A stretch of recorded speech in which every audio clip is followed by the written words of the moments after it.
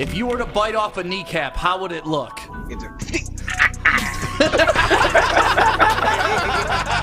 Woodward Sports, let's go.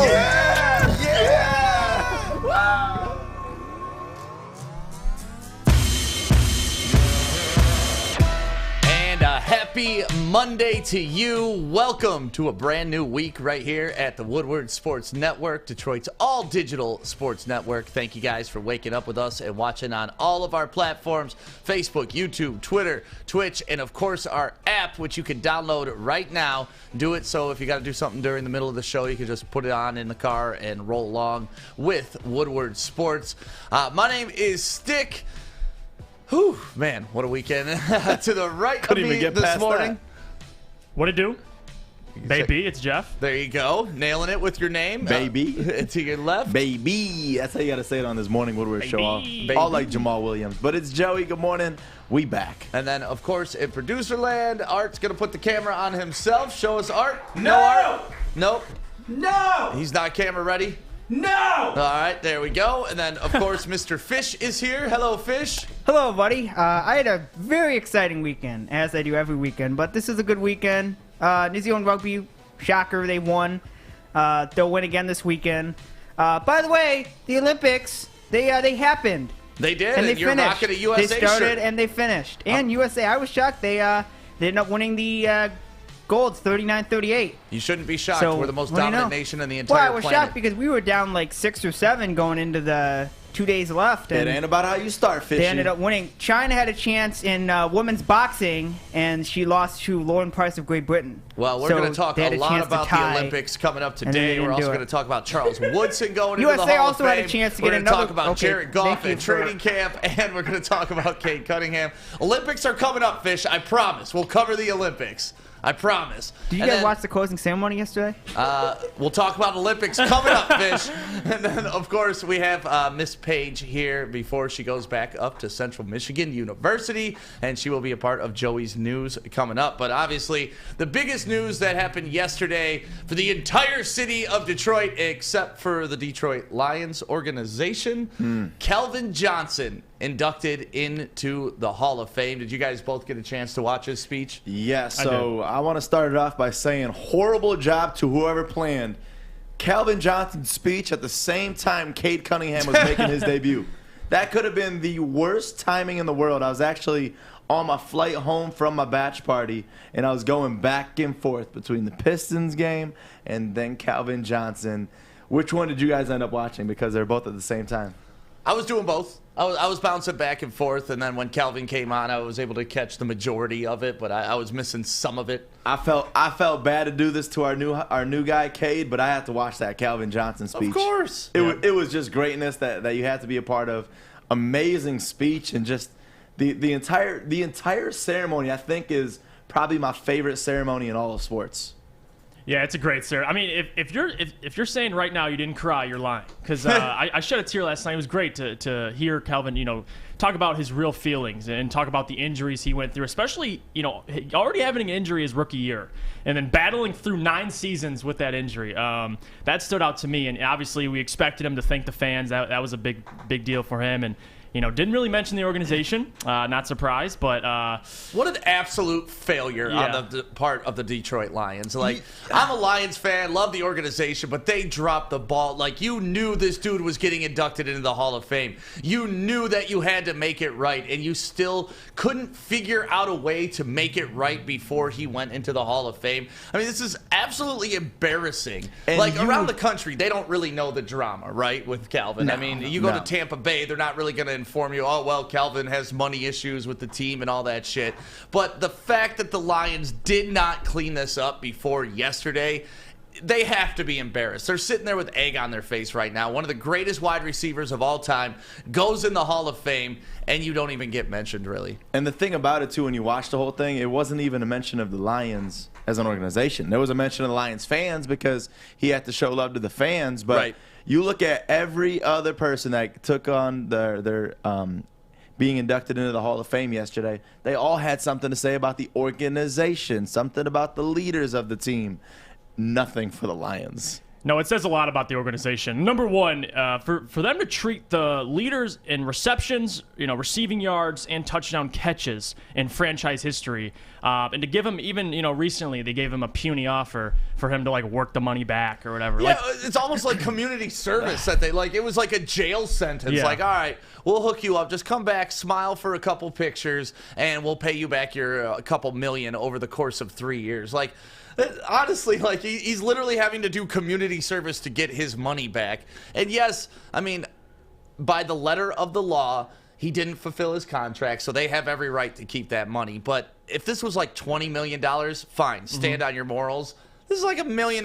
That's nothing to the Lions. Is this something to where if they were to have done that, obviously this is a different level because he's Hall of Fame greatness, but that it could come and bite him in the ass because another player was in the same situation. They didn't honor that, and then they'd be like, well, you did it for Calvin. Yeah, and I'd say you're not fucking Calvin Johnson. Right. Go to the Hall of Fame, and we'll cash you out at the end. Right, but that's what I would say. The contract's the contract. Not that I'm saying I'm against it whatsoever because, dude, over that small amount of money to lose one of the greatest ever as even being a part of your organization, that's awful. It cost you this moment. Would you have paid $1.5 million or whatever it is, 1.7, to be included into a Hall of Fame speech? I think any smart organization would be like, yes. Yep. I think we'd pay that. Yeah, especially considering guys like Andrew Luck, Tony Romo, they've gotten paid back, and they're not Hall of Famers. So, you know what? I get it. They're quarterbacks, but at the end of the day, he's the best player in franchise history. It's a pretty simple thing to understand. It's pretty idiotic that you treat. It's funny because they treat Barry like this. Obviously, he's back with the organization. Calvin Johnson now. It's not a good thing for people, especially. I mean, we're not LA. We're not Miami. We're not a great free agency destination. So for us to be treating especially our own greats like this, it's not a good look. I mean, especially with our new regime. It's not. Well, let's get to the good news, actually. Here's Calvin putting on his coat for the first time, that jacket that he's awarded now that he's in the Hall of Fame. And these are just such cool moments, man. Look at that. There it is, official. And Calvin looked smooth last night. Yeah, he was smooth. Oh, yeah. Dude, he's probably one of the few that no matter how many years out he is from the NFL, he will still be able to put pads on and be a beast in the NFL, if not one of the best in the NFL. And the one thing that really stood out to me last night as part of his speech is I always knew he had back problems. I didn't know it was a lingering issue from his rookie year. So he played his whole career hurting. His whole career. He didn't even make it past year one feeling good. And here's what Calvin had to say about his injury and just overall why he pushed himself. To my career. But going into that second year, despite dealing with the pain and the back injury, I made up my mind that I was going to be the best, most dominant receiver in the NFL every time I stepped onto the football field. A mindset born from once being told. I love that. He's just... Roy gave him the nickname Megatron that was awesome. His rookie year, and he said he really didn't take on that Megatron mentality till the second year. But battling through those pains and aches your entire career to be a Hall of Famer, that's another tip of the cap to me, to Calvin Johnson. I mean, he said it, too, when he was mentioning that pain. He was like, listen, all you guys, you know what I'm talking about. Because it's just the pain that... I mean, we wake up with a simple, oh, I slept wrong, and complaining about that for a couple of days. When you look at the pain that these athletes face, it is just incredible. And, he's been so active in voicing his opinion on his thoughts on marijuana. And there's nobody better than Calvin Johnson at getting his brand out there. Right? Ever. Drops a weed speech at the Hall of Fame. That has to be the first time ever, right? Shows love to Primitive. He showed more love to Primitive than he did to the Detroit Lions. Well, here's him talking about weed and how, they need to go the plant medicine route in the NFL. To the NFL, college football, and all major sports, including the Olympics, it's also time we recognize the potential of phytomedicines, plant medicines, to aid in improving the mental health and quality of life for so many.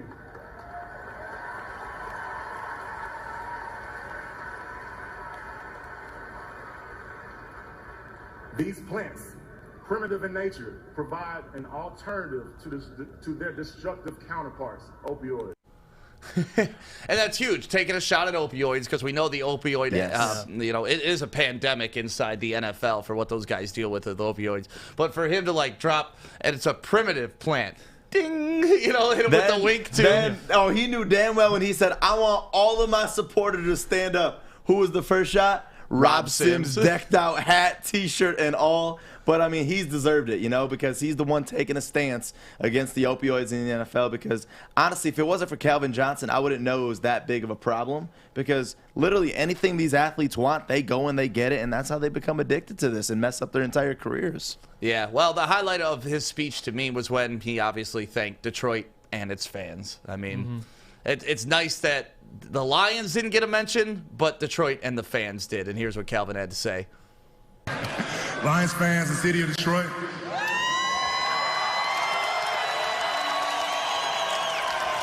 When we were 0-16, you never stopped showing up. You were disappointed, but you never stopped showing up. Every week you showed up. And this motivated me to do the same thing for you. You love me and my family unconditionally over these 15 years. I want you to know, Michigan is our home, Detroit is our city, and Lions friends are our pride.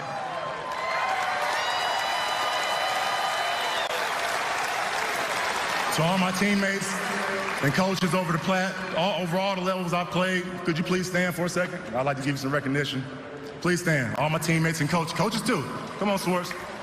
Come on, Jim. Come on. There you go, Rodney. For the second time, it's hard for me to go back and name every single one of you. Not really hard, but I just want you to know I valued every moment I spent with you on the field, in the locker room, and with our families.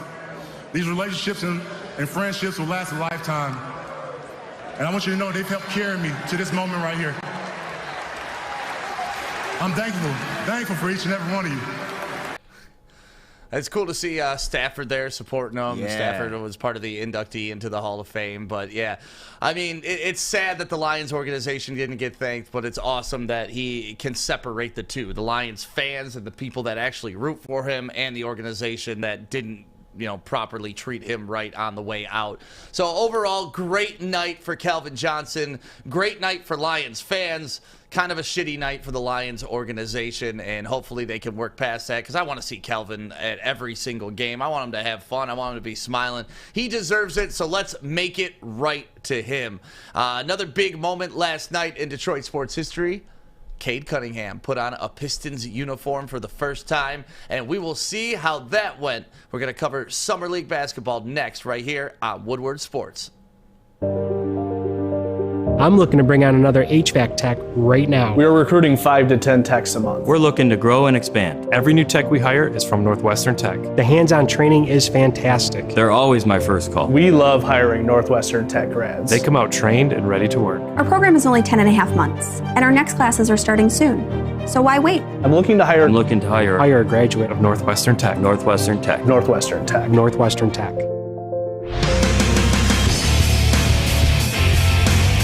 Welcome back to the Morning Woodward Show, live on the Woodward Sports Network, Detroit's all-digital sports network. Thank you to everybody listening on the app this morning. You can download it for free, Google Play or Apple Store. Go get it right now. Big night last night. Obviously, Calvin Johnson inducted into the Hall of Fame. And another big night we hope is a future Hall of Famer. Cade Cunningham put on a Piston jersey and went onto the court for the very first time in Vegas. And it went okay. Okay. Not great, but okay. I think that's where we're going to go with it. Not even okay. You didn't think it? I mean, listen, I love the guy. I'm not going to jump gun and just say, oh, man, horrible. I wish we took Jalen Green because Jalen Green looked phenomenal yesterday. He's a scorer. We get to see them both play tomorrow night, ESPN facing head-to-head. But the thing that I took away from this game was the way that the rest of the team is improving. And I know this was a Cade coming out party, but it was the way the rest of the team improved. I mean, looking at Killian and the way that he has confidence was honestly the best part of that game. And I know I'm not supposed to be saying that. I'm supposed to be talking about Cade Cunningham right now, but he didn't really give us too much, and I'm not going to start to assume too much and make these comparisons because it is just his first game, first Summer League game, first time putting a Pistons uniform on.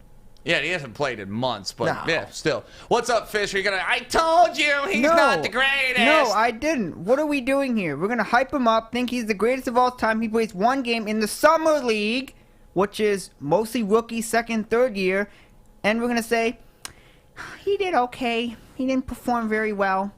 What are your thoughts on Cade Cunningham, Fish? Well, we have to see him play in the NBA regular season against, the likes of Kevin Durant, LeBron James. Who else? Kyrie Irving. Those people. We have to see him play against real NBA people. And how do we get there, Fish? And we have to give him a few games. How do we get to the regular season? By playing in the Summer League. There we go. So this is what we got to talk about But you right guys now. hype him up too much. But you guys hype him up too much. You guys got to expect that if you hype someone up too much, they're going to have games like last night. Nah, Jalen Green was hyped up a lot. He balled out. There was a lot of people doubting that #1 pick, saying it should have been Jalen Green, and I'm not going to be one of those people. But damn. Let me address Jalen Green, all right? Because I'm not surprised the guy got 20 points. He's a bucket. Didn't do anything else, though. Can't play defense, didn't pass the ball, didn't rebound, he did nothing. But he scored. Great score. Moving on to Cade. He did multiple things but score because, like I said, I'm not stressed about his shooting percentage. I'm more worried about, is he being aggressive? And he was being aggressive last night. He took 16, 17 shots. Only about 5 fell, but his first 2 sunk in right away. One of them was a pass from Killian. He sank a corner 3. And then the second one was a pull-up 3 in transition. So, like, the guy can shoot the ball. I mean, he shot, not well towards the end of the game. But yeah, what do you mean he can shoot the ball? He didn't shoot the ball well. He shot the ball well to start the game. So he has a shot. He missed so many jumpers on that court. But let me say this. The guy can play defense. I said this in the beginning when we drafted him. That's the difference. He can play both sides of the ball. He's versatile. He had 2 blocks, 2 steals last night. Yep. Like if the ball's not falling for Cade, he's valuable. If Jalen Green, if the ball's not falling, he's lost. I watched it last night. He had 3 possessions where he missed 3 in a row, and the whole offense was completely stopped. Like it's hard to. I'm gonna watch Jalen Green this year, and I'm gonna see how he runs his offense because Cade looked like a natural leader. He's on the bench. He was getting up, yelling for his teammates when they were getting buckets. And even when he was out there, he was making plays. And I want to bring up Sekou and Killian because those are the 2 I wanted to watch in this summer league because it's a big year for both those guys. And Sekou played well defensively. Had 4 blocks, I think, last night. I mean, running the glass, running the floor, whatever. He looked great. And Killian, he showed flashes like he's the passer we drafted. He can pass the ball. And wasn't looking to score a whole lot, but I want to see more of that from Killian. But what we saw last night is proving that Cade and Killian can both run the offense. They're both, tremendous passers. And what I want to see is, if Killian, he's not as aggressive as I liked, I want to see Cade be a lot more aggressive because he was missing shots last night. But there was times where he kind of forced some passes. He could have took it up by himself, but it's the first summer league. I mean, these guys are getting chemistry, so I'm not tremendously surprised really about anything, to be honest. Listen, last week I said I wanted to see him average 20 and 7 during the summer league, right? By the volume of shots he took last night, he'll get that 20-point mark pretty damn easily. I mean, he had 12 points and he shot like crap outside of the first quarter. But I love the way we started the game with Killian and Cade. I mean, we went up on those guys by like 12 points just like that. Then they started to filter in the secondary and third bench players, and it kind of became a close game. But here's Cade's first bucket as a Piston, I do believe, right here. It's a corner 3. And look at the crisp pass from Killian. That's what I was noticing last night. Those were just dimes, like on a target, on a line. But to your point, Jeff, he had 6 rebounds. There's his steal right there and a bucket. He has 2 blocks. So he had 12 points, 6 rebounds, 2 assists, 2 steals, 2 blocks. He's going to be in every facet of your stat sheet every single game. And that's what I wanted to see out of him. Will the buckets fall 17 shots a game? He should get at least 20 points off of that. I'm not really concerned about it at all, to be honest with you. I watched last night, loved the way they started the game, and then you could tell fatigue was kind of kicking in, and they just didn't play together. You guys mentioned his defense. His defense to start that game, because I did spend most of my time watching that Hall of Fame. The first 4 minutes before I switched, his defense was awful. Awful? Awful. He couldn't roll off of that pick and roll. That's what bothered me. Is his guy would he'd get picked on him, and he would run to go get his guy, and it was just the communication. I mean, this is going to be something that he improves in time, and that's the only thing. I mean, we can't freak out looking at the way that he played. Numbers are okay yesterday to start, but it's the confidence that we're going to need for him to continue to just be out there, because he's the leader. Even at this young age, he's the leader of our team. What'd you guys think of the combination of him and Killian together? Because in the first half, they were tied at the hip. Whenever one was in, they both were in. Then they kind of, played with the lineups in the second half. But seeing those two on the court together, you could tell that the chemistry is going to grow between them. And it looked like Killian may be the ball handler of all of them, because we were going back and forth. Who's going to bring the ball up the court? Who's doing all that stuff? And it's Killian. Yeah, I like the duo right there bringing the ball up. The only problem I had last night is they had 8 turnovers between them two alone. Yeah. So that's a problem. You're not going to win games. I mean, it was a 4-point game within a minute left last night, and I think we had double the turnovers they did. So the team showed they have fight in them. It's going to be interesting to see. I mean, they talk about winning the Summer League championship. They're going to need just they started well, but they got to finish. I mean, they have to. Killian and Cade had some bad passes, but that's stuff they're going to work on. But I love both of them handling the ball, and I love how they're almost opposites in terms of Cade is more aggressive. Killian likes to sit back and feed his teammates. Cade can do that, but he also can attack the basket and get a bucket. So I like how their duo works, because Killian will sometimes just be okay with giving him the ball, and Cade can just be in attack mode. So I like the duo. I love this backcourt. Yeah, overall, not the splash. We wanted him to put up like 30, but at the end of the day, he had a well-rounded game. He looks good. They look like they're cohesive as a team. Like Sadiq Bey was out there. Sadiq Bey looks just bigger than everybody. Oh, yeah. And I think the highlight of the entire Summer League game yesterday for the Pistons was Doris Burke asking what buffs were. That was one of my favorite things. Like, oh, what are buffs? And then the guy, was it Gus Johnson trying to explain it to her? Like, well, it's a symbol of Detroit, where only Detroit style. And it's like, oh my God, these guys have no clue what the hell they're talking about. But it's hilarious to hear Doris Burke ask about buffs. Did you hear her say, look, when Sadiq was shooting a free throw, she goes, look at the body on that man. Yes. And it was just pause. Like no one said anything after that. She always does that. She always. But it's pretty embarrassing when Gretchen Whitmer knows about buffs and Doris Burke does not. It's cool that it's such a Detroit thing that outside this market, everyone's like, what the hell is it? And I've even had to explain to people around here what the hell they were. Like people that live in Detroit that just never really, the buff culture never really reached their radar. It's more of a newer thing, I would say, to where it's like, hell no, it's been around forever. It's been around, but I'm saying it's really started to recirculate because of G-Mac Cash doing his buff song with Gretchen Whitmer. And then obviously now with Cade Cunningham. I mean, it's starting to be a really big pop culture thing as well. Yeah, it always kind of just used to be like a meme thing, like when Prater would kick his 60-yard field goals, somebody would Photoshop some buffs on him and send it out to the internet, and everybody would go crazy about it. But now it's like, oh, okay, everybody knows what the hell buffs are. And how many buffs do you think we're going to see at LCA?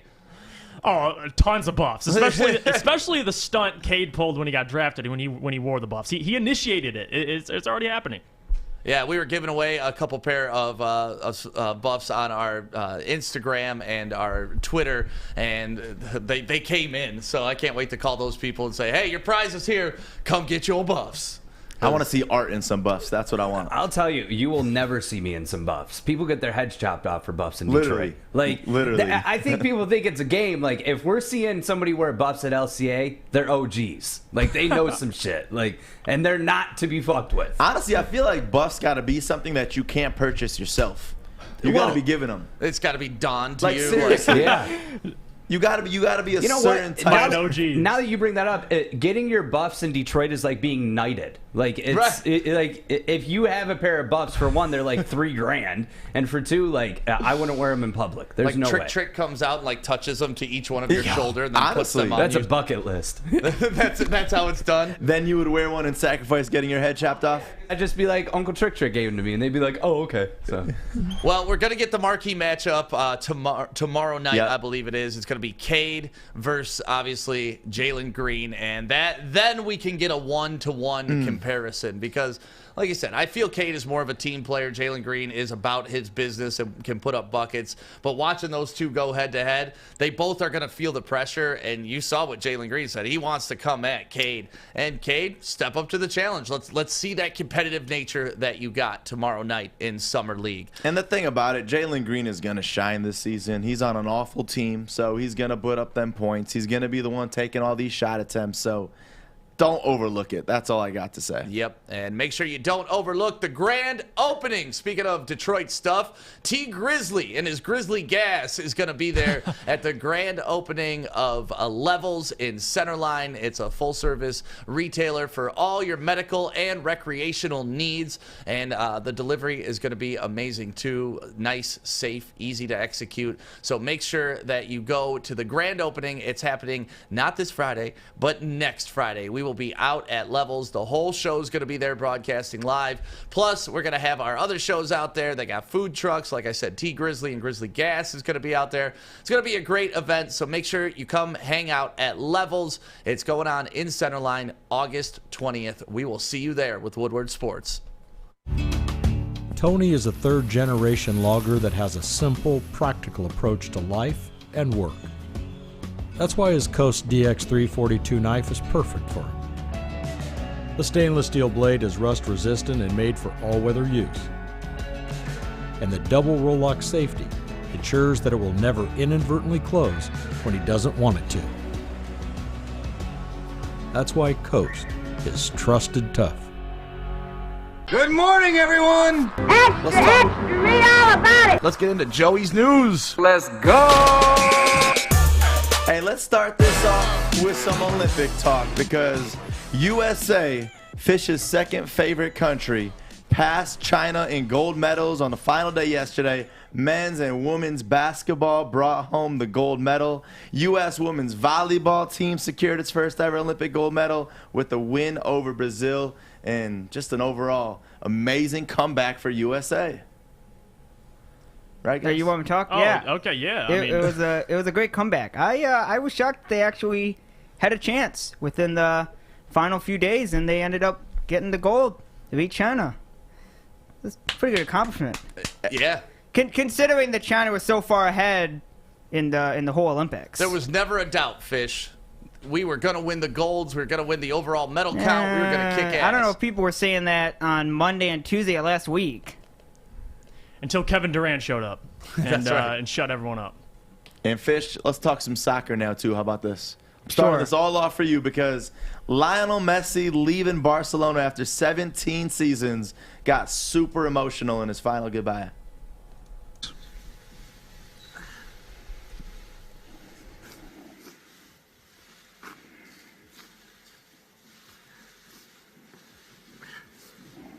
Buen día. Hello. No sé si va a hablar. Truth is, I don't know what to. I have no idea what he's saying, but I tried watching that clip. I had no clue what they were saying. But they were crying. They were crying. You know, so what does that mean to you, Fish? 17 seasons leaving Barcelona. It's sad. They didn't want to leave, but it's a contract between the league and the team really had no choice. So it was the league that had like a contract agreement. So Barca wanted him. He wanted to stay, but he couldn't stay. So off to a team where they are going to win the league as always, and they're probably going to choke in the Champions League. What's new? Go Paris. So, and as a mama's boy myself, they're like I the gotta Lakers. show They'll love. stack their team. All right, no more Olympics but when and it soccer matters, talk, Fish. All right, We're we moving moved on. on, Fish. Moving on. Sorry, Fish. As a mama boy myself, gotta show love to Charles Woodson, one of our very own. His Hall of Fame speech, his mom presenting the enshrinement to him. I loved it. Mama, Mama, you know I love you. Mama, Mama, you're the queen of my heart. Your love is like tears from the stars.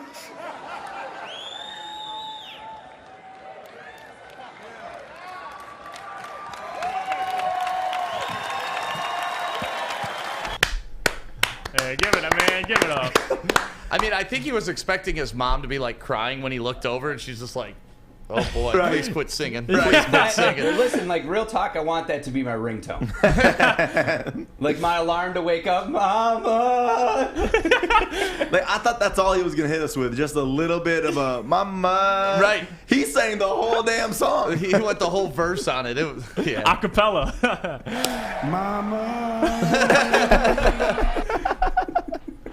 I love that. And another one that was great, there was so many just parents presenting to their kids and bouncing back from his 3-13 rookie season to 13-3 in his sophomore season. Archie Manning presenting the enshrinement to his son Peyton into the Hall of Fame. My role model, my dad, Archie Manning, to pass on something he loved to me.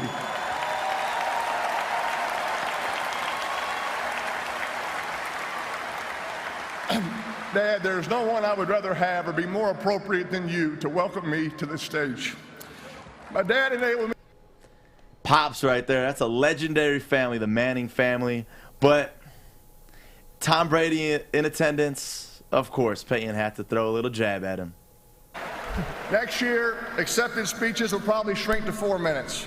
And speaking of rivals, my good friend Tom Brady is here tonight. By the time he is inducted,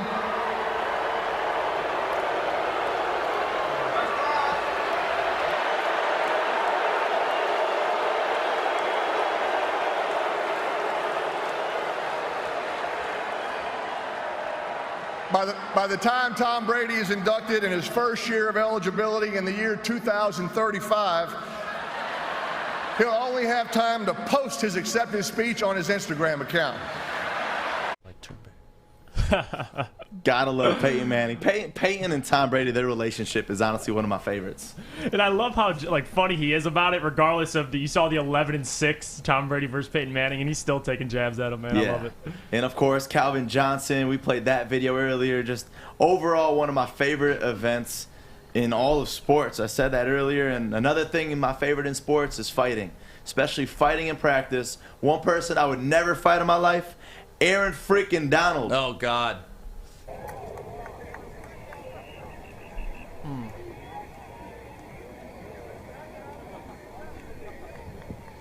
That's not practice. That's a scrimmage. Yeah, that's a... Dude!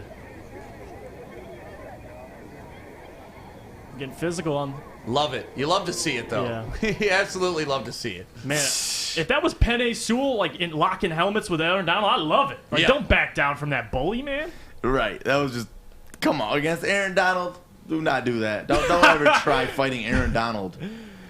Hey, you can't back down, though. Don't back down. Even if you know you're going to lose, just pull on his helmet. You got a helmet on, at least. He can't hurt you. Take the hit. Yeah, take the hit. And we talked about, obviously, Jalen Green and then Cade Cunningham. That matchup is going to be going down tomorrow night at 9 p.m. I am too ready for that. And lastly, Tigers go 1-2 on the road against the Indians this weekend. On the road until Friday. So we better not hit this 500th home run before Friday. Please don't do that. Reaches out, pokes it to left center. That's down.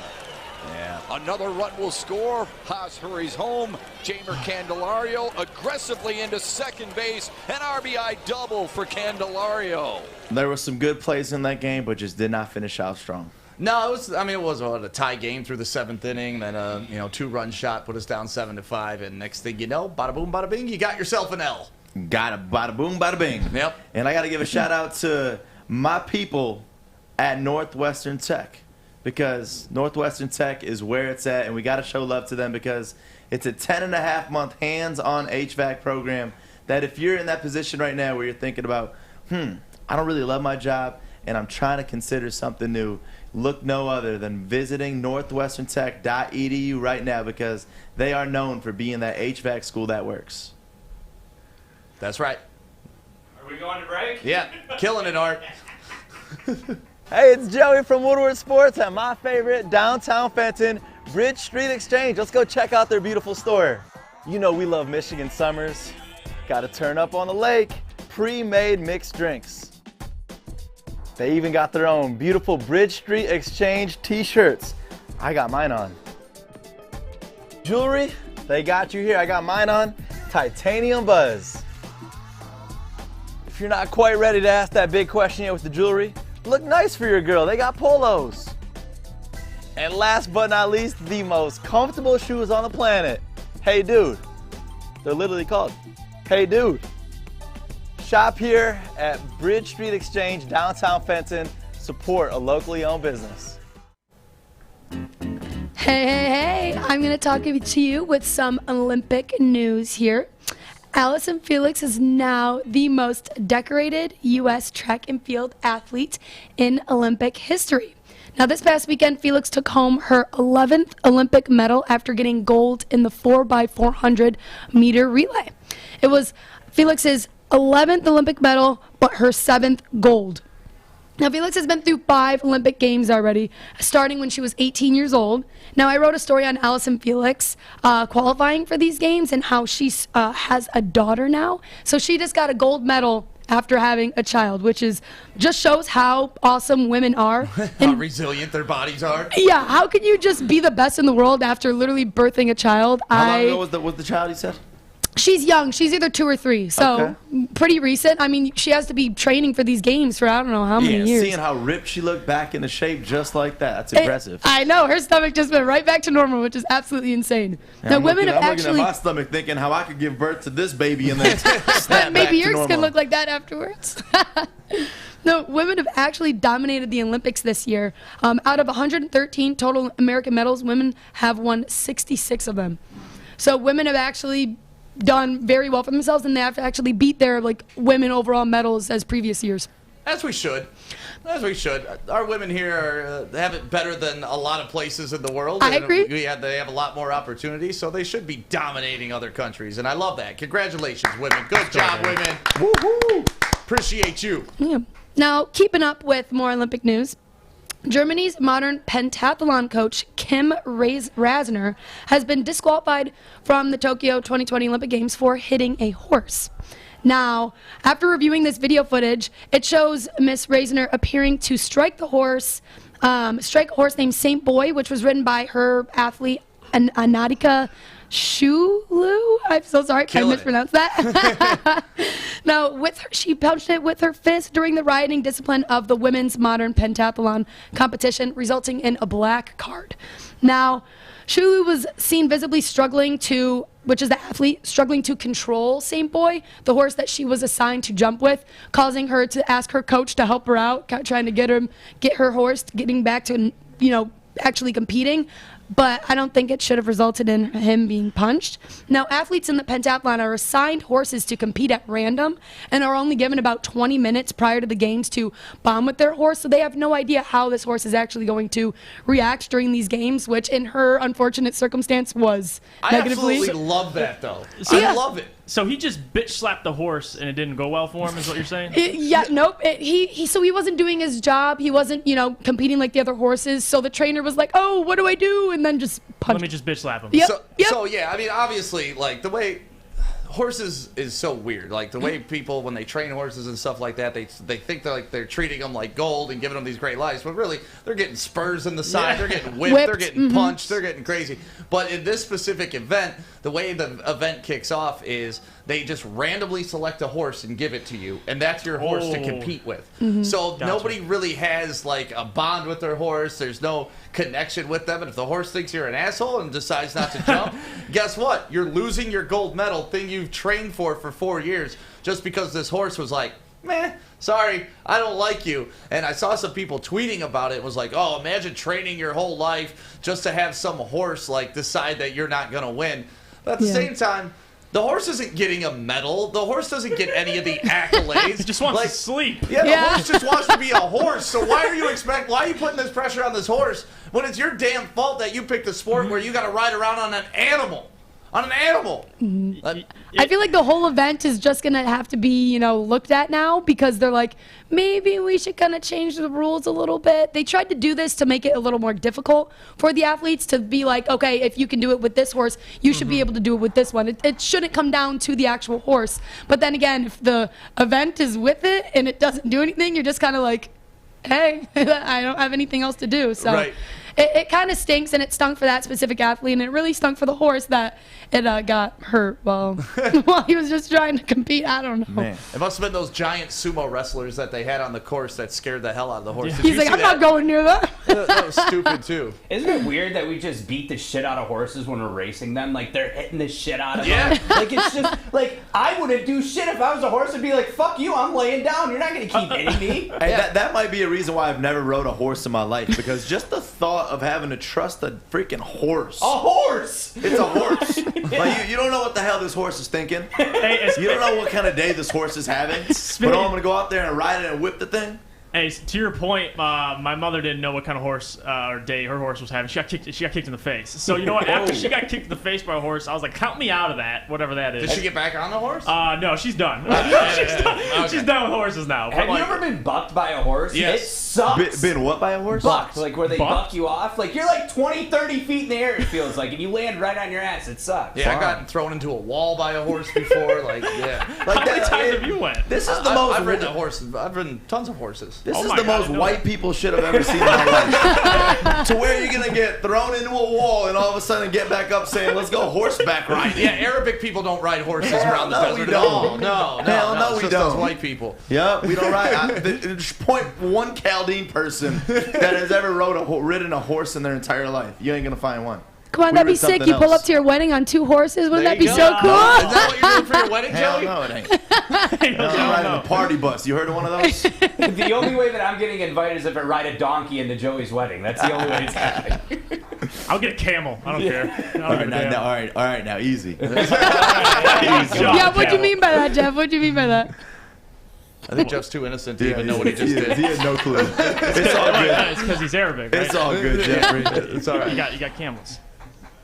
Well, alrighty, guys, that was it for me. Well, thank you, Paige, with your news update. Paige from Central Michigan University, our intern for the summer. We got you for like 2 more weeks, right? You already moved into your new house? Yeah, this week and then next. So, yeah, 2 more. Awesome. Looking forward to it. Look And at her smiling. you got a She ain't gonna midnight miss football us. report coming, I'm too. like, yeah.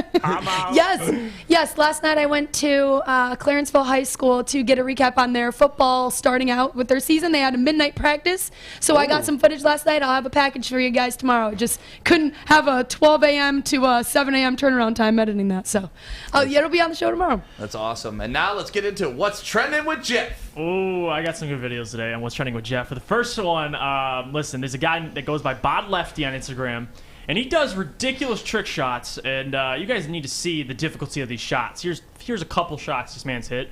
I don't know your guys' track record, but this is ridiculous, man. What the hell, dude? Look at... He's got the outfits and everything. Hell yeah. Come on. No. Wait, look at this. No. This is ridiculous. The back too. I'm not believing that. You think it's edited? Oh, no, but it's he real. And look at Hammer. Come on. No. He took like 8 billion tries. That's the thing. Fisher's right. He's not getting it on his first try. Oh, shut up, Fish. Is it real? You Yeah, couldn't it's do it real. on your 100th try. What are you talking about? I'm saying it's real. He didn't do it on his first try, but it's real. These things take time. How many tries you guys think it would take all? I mean, I wouldn't be able to clear this thing in like 50 tries. Hours. It would take hours. The hammer, like, come on. I don't believe how you could hit a basketball with another basketball and make it go that far. It makes that did not look real to me. It makes it. Hey, comment down below what Wasn't you think. that a lollipop that he had? He didn't order for. Play those back. It was a lollipop. With no sound, though, so we can talk over it. It was that little, the ones you get at the carnival, you throw into the big ass lollipop. Yeah, the big ass lollipop. The big ass That lollipop. you just hold around for no reason, and people are looking at you weird because you have a weird That's ass a trampoline shot. trampoline. Sweet. I like the trampoline shot. That's sweet. Our guy Charlie commented. He said, "I've seen these videos. He posts how many tries it takes him for some of these shots." Okay. Look how far that is, though. look at his outfit. That's a lollipop. Yeah, what is that's a? It's a basketball. Imagine taking your kids to the park and you see this dipshit just for hours.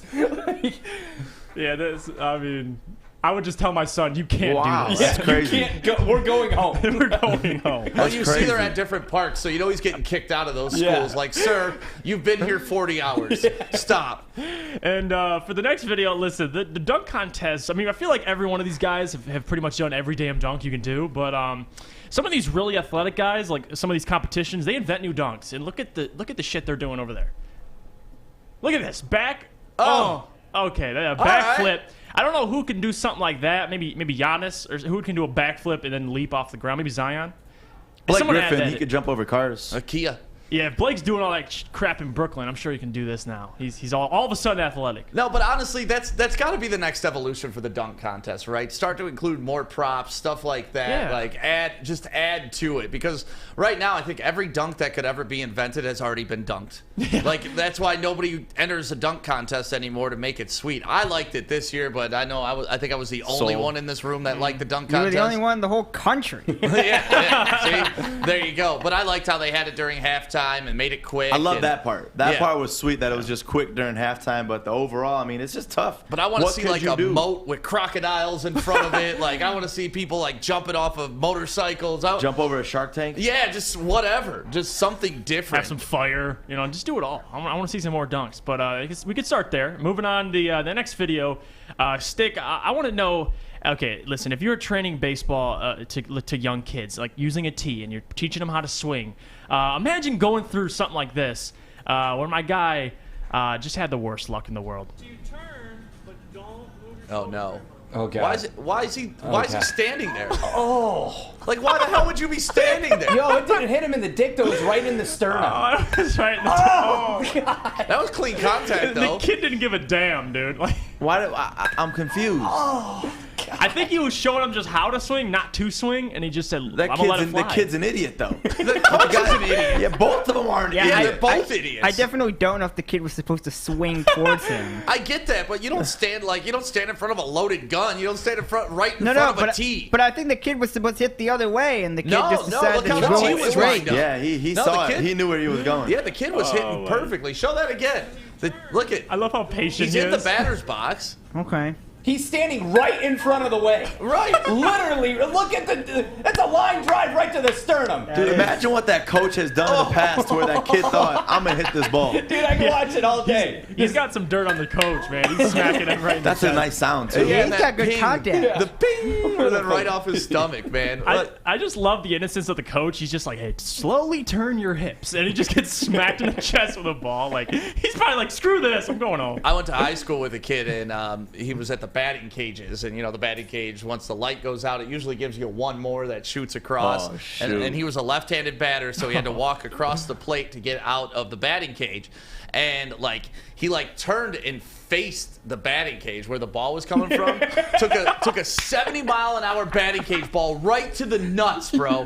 Right to the nuts. Wow. And his testicle blew up to, like, this big. It looked like a cantaloupe. And like he would. Some people have to pay big money for those dick enlargements. Yeah, no, you just go stand in front of a batting cage. But I need one of those so I can stop having so many kids. Like just take a 70-mile-an-hour shot. I'll do it. It was like Happy Gilmore, but to the nuts. It was crazy. Art gets free vasectomies at the fastball range. Shot. Just nut shots. But God, I can't keep it together. But yeah, that is it for today on What's Running with Jeff. All right, thank you very much, Jeff. Jeff does What's Trending every single morning right here on the Woodward Sports Center.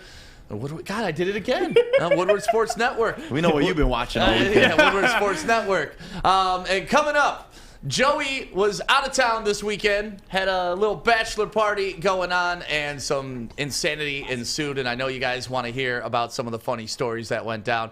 So if you had your bachelor party and you got some funny stories, make sure you start commenting them right now on YouTube, Facebook, Twitter, or Twitch, and make sure you're listening on the app, because coming up next, we're going to talk about Joey's big adventure right here on Welcome Woodward to the Call Sports. Sam Chopper Shop, where you can win a custom-built chopper while helping our veterans at the same time. Watch as the Bad Pig Custom team turns this bike into a one-of-a-kind classic chopper. And when it's finished, we'll be donating the bike to Volunteers of America Michigan to raffle off in support of our vets. A great cause to give back to those who've given so much. Watch for Call Sam Chopper Shop episodes on our social media channels and get your raffle ticket today at callsam.com/chopper shop.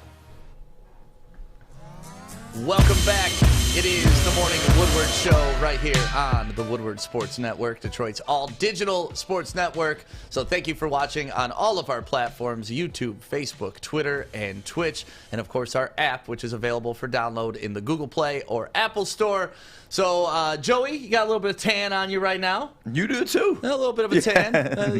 You know who doesn't have any tan on them? Art, for some reason. Yeah, Art missed his flight. I don't know why. Yeah, I missed my flight. That's what happened. Yep. God. Well, I was able to meet you down in Arizona for like 24 hours, essentially. But it was a great 24 hours. I was talking before I left on Friday, just talking about how hot it was going to be down there, how you didn't really understand Arizona heat. And I get down there, and these guys are at a pool party, just like looking like tomatoes.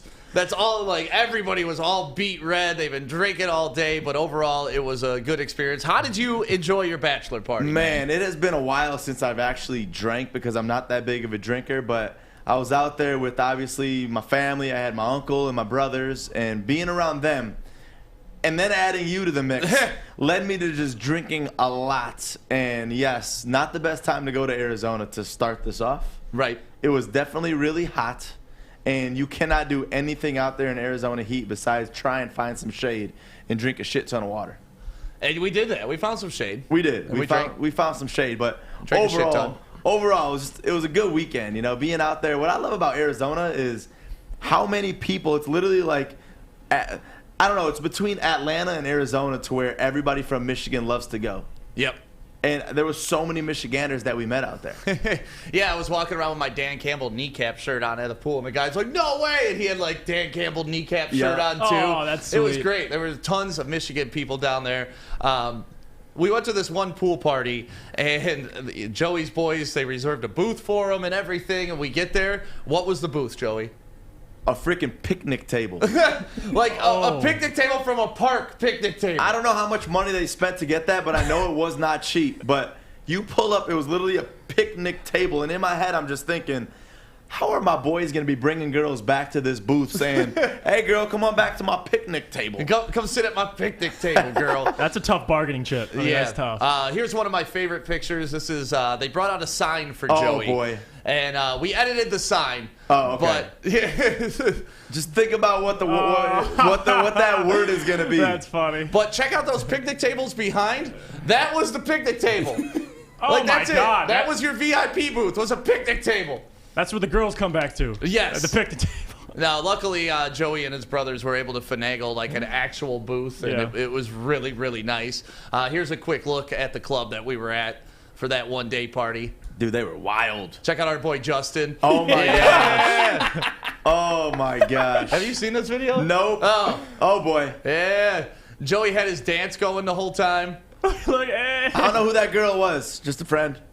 Yeah, no, just a friend. Just a friend. Who the hell let this footage on the show? That's it. Okay. It's a harmless footage. It's harmless. Yeah, no, it was that, nice. by the way, was my friend's girl, just to clarify that. Yeah, it was your fiance's brother brought her to the table. Yep. Like, it's not, She was a lovely listen, lady. I can attest. Joey was a good man all weekend long, and honestly, I'd never let you step out of line, Hell even no. when you are drunk like that. Like, that's just how we are. That ain't how we're wired. But that man right there, his name was Justin, and he is the head of all of our digital, does all the videos, graphics, everything, makes the show look good. So we love him so much. But we're at the airport yesterday on the way back, and all of a sudden Justin was so proud, so excited. I'm going to go buy my dad something from the gift shop. So he goes, and this is what he buys his dad. What did he buy his dad? This picture that you got of Justin. Oh, he bought him a picture? Is that it? No, not that one. The one I said. He did not buy his dad that. Did you get the one picture I put at the bottom of my news segment? No, let me see. All right, yeah, check Well, throw out up this that video. other picture of Justin while you're looking at that, because this is my new favorite picture. This is what I saved Justin as in my phone. Justin damn was G. so red all weekend. Like 5 different women came up to Justin and just randomly started putting lotion on him. And like by the 5th one, he's like, "I swear I have lotion on me. Like you don't have to put more lotion on me." So this shirt right here, what shirt is that, guys? It looks like a bootleg Phoenix Suns. Yeah. So he went and bought this shirt, and he looked up at me and said, "Look what I got my dad." You know, ever since they won the championship, I had to give him this shirt. To win the championship? Oh, he literally thought that the Suns won the championship.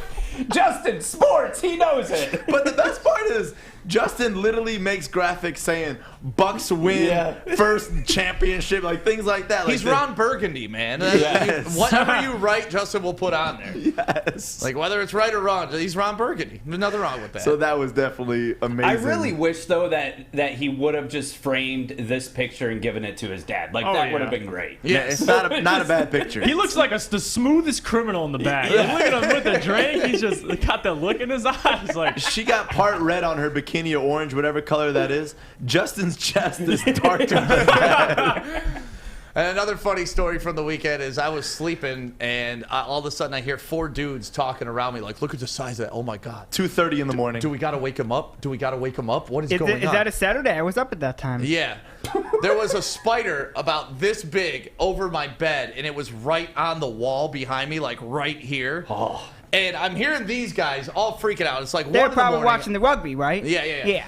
It's like 1 in the morning. I'm out, and I'm hearing 4 Chaldean dudes down there just like, "Bro, do we wake him up? Bro, what do we do? That spider's huge." And I just wake up out of nowhere to see Joey and his brother standing down there just looking at this huge spider. Dude, when I say this was the biggest spider, I don't do well. Y'all didn't kill it though, right? What? You didn't kill it, right? No, we didn't kill it. We looked at Stick and said, "Kill it! Kill it!" So this guy just says, he wakes up, turns around, looks at it all calmly. Like, the spider was that big. So calmly.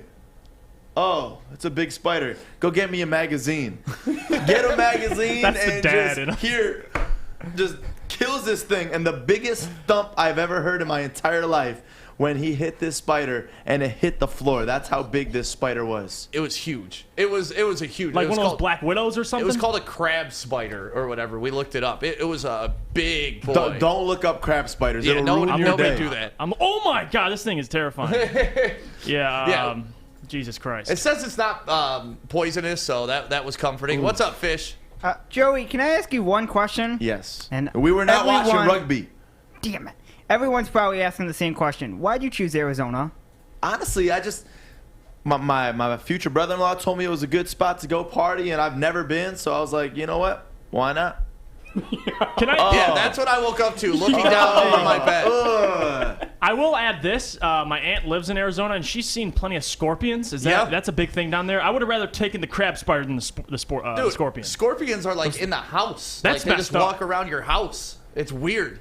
My mom had one like sting her like 3 times while she was in bed, a baby scorpion. See, like, but isn't that normal to Arizona? Isn't that normal? I mean, it's not normal, but it does happen. These you know? insurance companies are crazy, though. Like, literally, this spider showed up and was like, "Stick, I want to know about your car's extended warranty." At fucking 2 o'clock in the morning, this thing looking at you, I'd be out. I'd be sleeping in the car. Does it have, like, hair on it? Exactly. I wouldn't kill but it, you're though. screwed because it's too hot to sleep in the car, so I couldn't do that. But spiders are like gangs. You kill one and the other one sees it. Yup. I went right back to bed, and these guys stayed up for like 45 minutes talking about it. We were Yeah, just probably talking. watching the rugby. No, Makes we were sense. talking about scenarios like, imagine this spider, like, all right, we killed him, but is he really dead?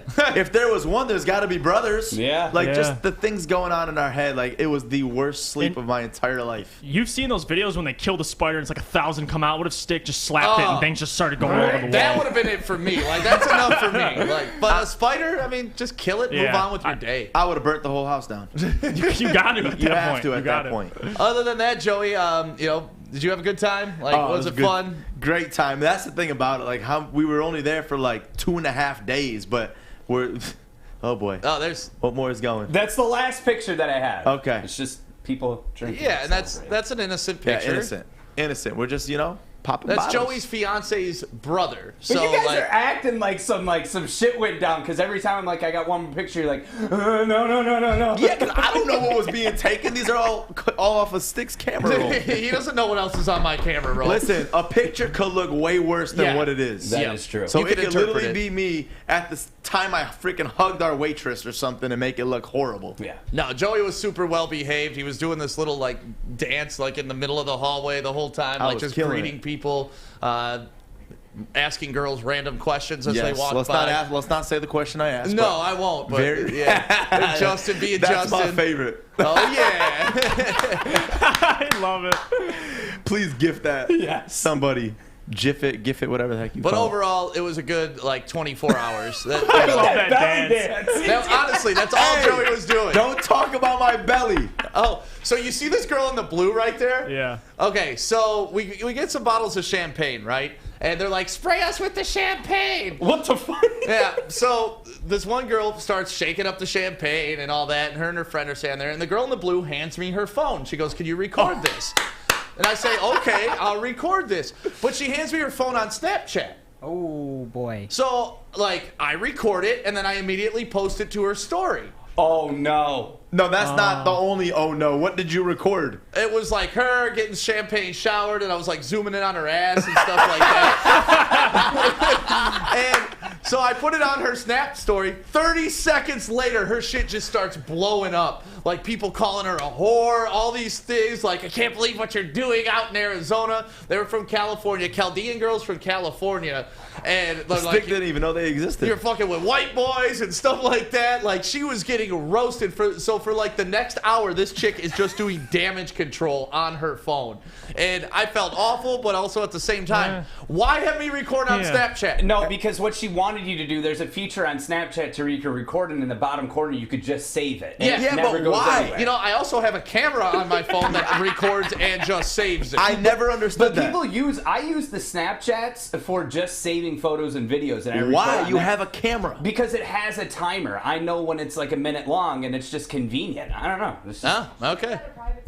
Yeah. What's that? A private story? A lot of times people... I put it my story. Yeah. So she Sorry, could have wanted to put it on her private, which only has her girlfriends, and then you put it on public for all 1,000 everybody people to saw see. her thoughting it out, baby. All I had right with a whole bunch of dudes in a booth. All I know is her friends are definitely thanking you on this morning because grandpa, that grandma, ass. all of them. She put me on her Snapchat later apologizing to everybody. So Wait, really? Wait, you had to do the apology? Well, I told her, I was like, honestly, I feel bad. I had no idea. I was like, I don't know why you'd give it to me on Snapchat, but not want it on Snapchat. And I was just like, I'm sorry. And then she recorded me going, I'm sorry. And she put that on her Snapchat. But yeah, I don't even know what her Snapchat is. I didn't even get it or that's anything. what you wanted. Yeah, but out of that deal. Tag me on that. Apparently, she had a lot of friends, and apparently, a lot of her guy friends and Chaldean protectors were not happy. Don't give Stick your phone. On Snapchat, if you don't want it on Snapchat. Like, it's a... Yeah, I'm with you on that one. That's just They probably thought stupidity. you know how to use a cell phone. I don't know. I did. I even know how to post it to her story. That's how advanced I am. Wow. I wish we had the that's video. what I you want do, to see the video. I have no idea where the video is. It's gone. It's gone. I do have a video of those chicks rapping the motto. Oh wow. Yeah, they were getting ratchet with it. But yeah, overall, great time with Joey's bachelor party. I wish I would have had more time down there with you. Could have been down there the whole time, but it was good to see you guys for at least 24 hours. And now I got, I got to pop my first bottle. I'd never done that. Yeah, it was the greatest thing. That was definitely a highlight for me. Yeah, great time in Arizona. So Joey, when's your wedding? 2 weeks? End of the month. Yeah, we got about 3 more weeks. Man, it's going to be a fun-ass wedding. I cannot wait for that.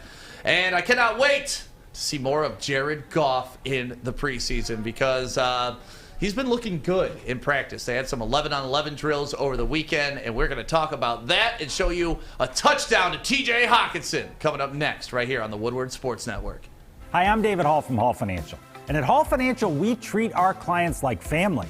And our number one priority is giving each of our clients 5-star service. Our passion for 5-star service, combined with our expertise, allows us to find the best possible solution for refinancing your home loan. We take the time to focus on both the individual and the numbers. We're going to walk you through the process and close your loan in half the time of our competition. Go to davidhallmortgage.com today.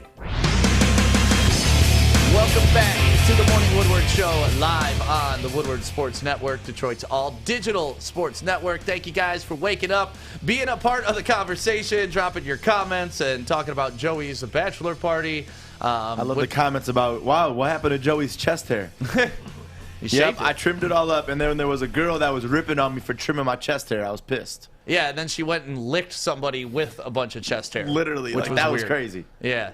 Very, very strange. So girls are very strange sometimes. Very, very strange.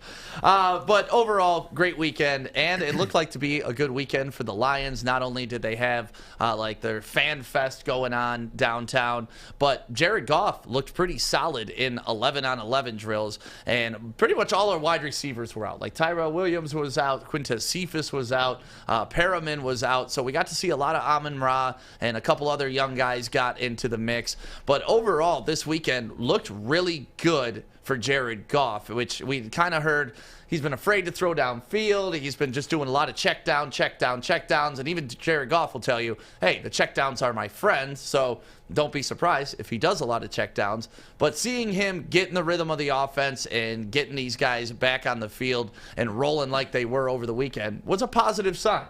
Yeah, it was definitely a positive sign considering Jared Goff, every season he's had successfully was with Sean McVay, so that was the biggest knock on him. He's going to Dan Campbell. He's going to a whole new organization, and, you know, he's got a great offensive line in a run game. You know, the receiving core isn't all there, but he's got a security blanket, 6'5", and T.J. Hockenson. So I think he's going to have not a great year, but he's going to have a good year. I don't think he's going to have a bad year. I mean, I don't see that. He's too experienced. I mean, this is his 6th season in this league. I mean, the guy, he's been to a Super Bowl. He lost it, but he's learned a lot over the years going up against Tom Brady. So, I mean, last year on a bad year, he had 20 touchdowns, 13 interceptions. I could see him being around that again, you know, when the run game gets going. But it's going to be a wide receiver by committee. So that's what I'm looking for. I'm excited to see him hit the field. Yeah, this touchdown pass to T.J. Hockenson, to me, this is the future. This is what we need to see a lot of this year. Play this real quick because it's between coverage. There's pressure coming on. They're hitting out there. Look at that. Beautiful ball. Threads Tight the window. needle, and then Hockenson does the rest. Obviously, they're not going to tackle him super hard. But, yeah, that's what you want to see out of these training camp videos. Yeah, that was a big knock on Jared Goff, like his accuracy, and look at that, shows it right there. You know, threads the needle between. I don't know what defender that was, but he almost got that. Goff to Hockenson. You're gonna be hearing that a lot this season, I feel like. Yeah, and also hearing that, you know, our other tight ends are starting to get a good look because Jared Goff, he's not comfortable going downfield quite yet, like we mentioned, the checkdowns, but the one place he is comfortable going downfield in a sort of way is up the seam with his tight ends. So really, him getting comfortable in that facet of the game is going to be a big deal for us because, you know, Hawk's our best wide receiver. Let's just call it what it is. So not utilizing him in every facet of the game is not smart. We need to make sure that he is literally our first option on most plays. Yeah, and you could say this too. Jared Goff has not had a good tight end in L.A. He had Tyler Higbee, and if you have fantasy, you know how Tyler Higbee is. So for him to have T.J. Hockenson, you know, a guy, like you said, doesn't, you know, not necessarily forcing it down the field this year. I mean, our receiving core isn't that talented, but it's going to be by committee, and he's going to have a guy who that he can throw down in the seam too, and you know, trust he's going to go get it. You know, last year he had Cooper Kupp, Robert Woods, guys. He's going to have to, you know, feed them downfield a little bit and you know, put them in harm's way sometimes. But this year, it's going to be a lot of those checkdowns, a lot of those safe passes. So I'm excited, man. I love T.J. Hockenson, and coming off a year he did last year, the offense is going to be solely focused on him in the run game. So, God, he's going to explode. Don't be surprised if he's top 3 tight end this year. Top 3 is tough because, you know, top 2 is pretty much locked in with Kelsey and Kittle. Yeah. So that means we're putting them above Waller. And okay, 4. No, I'm just thinking about it. I think he can be top 3, but it's just like that's the best he can be because you're not going to beat Kelsey and Kittle this year, right? No. And Waller's tough, man. The guy's he's like a Kyle Pitts built like him. Yeah, so. that's one that I'm going to be scared about this year is Kyle Pitts too. On top of that, right. Well, not only that, over the weekend, Jared Goff looking good with the offense, clicking with Hockenson, which we keep hearing is going to be the dream connection this year. But Dan Campbell did his Dan Campbell thing and got us all Dan Campbell fired up at the Family and Friends Day for the Lions. Check out Dan Campbell's speech from inside Ford Field. Message to the fans before you hit practice. Yeah, look, here's my message to you fans is this. I want you to envision right now that we're all in the backyard because Ford Field is our backyard, okay? And we've got our fire pit in the backyard, right? And so, we got our beer, we got our hot dogs, We got our wine. Kids got the marshmallows ready to go. All right, let me tell you something. We're going to bring the firewood, and we're going to light the flame.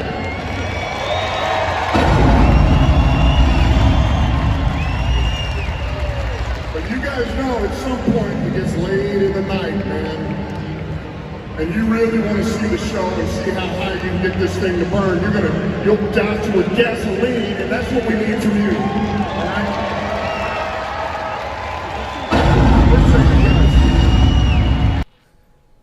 That guy can host a party, man. Oh, yeah. Which Detroit rapper is going to feature him for an intro?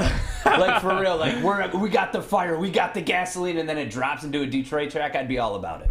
Like I love his way of like his storytelling, because he knows how to hype. He knows how to make people run through walls, man. Like him just saying that, like, you know, people outside of Detroit will say, "Oh, he's preaching BS. What is he saying? Who cares about that?" Like, but if you're from Detroit, you understand. Like, he's preaching right to us, man. Like Matt Patricia wouldn't do this and know we're, you know, and nothing. He wouldn't. No, he'd give out pencils to the first 50 guests. Yeah, he'd give out pencils and he would keep his mouth shut, and he'd be on his little his what do you call it? His four-wheeler.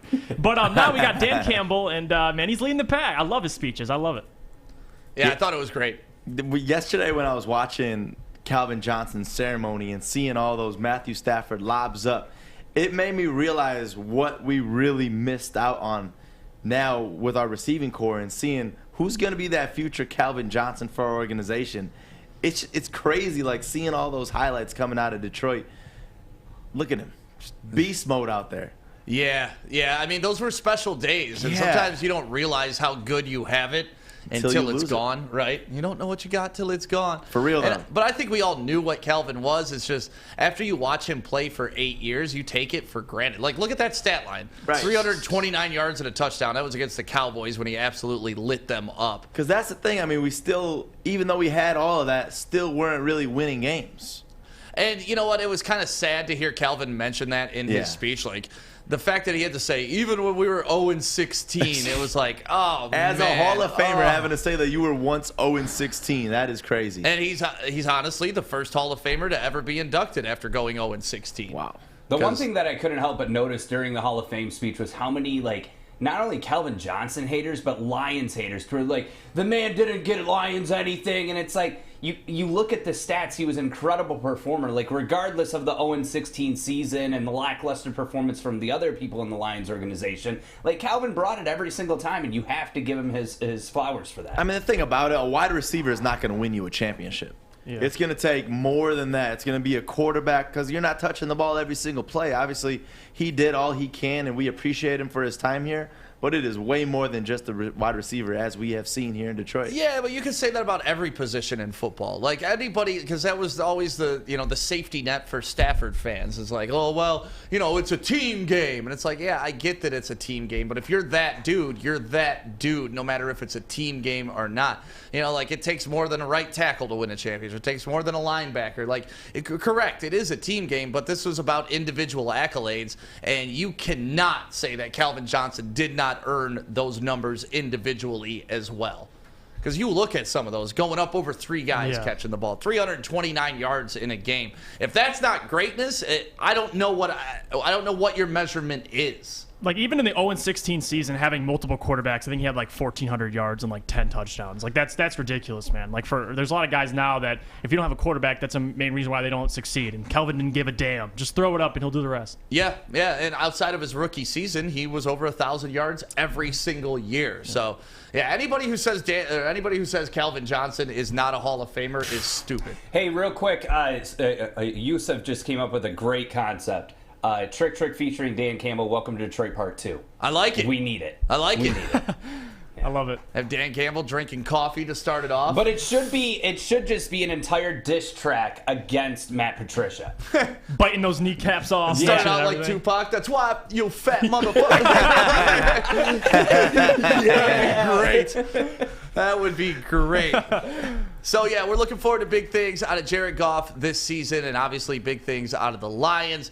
If he keeps it up in training camp, I think that's going to give some hopefuls a lot more to root for. If he can wire in those passes to T.J. Hockenson like that, I think we're in some good shape this year for Lions fans. And if you want to be in good shape and make sure you have something with a lifetime warranty, make sure you go get your Coast Portland knife today. I keep mine on me at all times, except when I'm traveling, because they would have taken this from me on the plane. But either way, Coast Portland, they have great knives, lifetime warranty, and I am like hard on everything that I own. I break stuff all the time. This thing is durable as hell. I've been able to have it in my pocket, use it for pretty much whatever I need. And if you want something like this, or you know somebody that has a birthday coming up, make sure you go to coastportland.com, enter promo code WSN20 today, and get your knives, get your lights, get your cutting tools, and safety gear.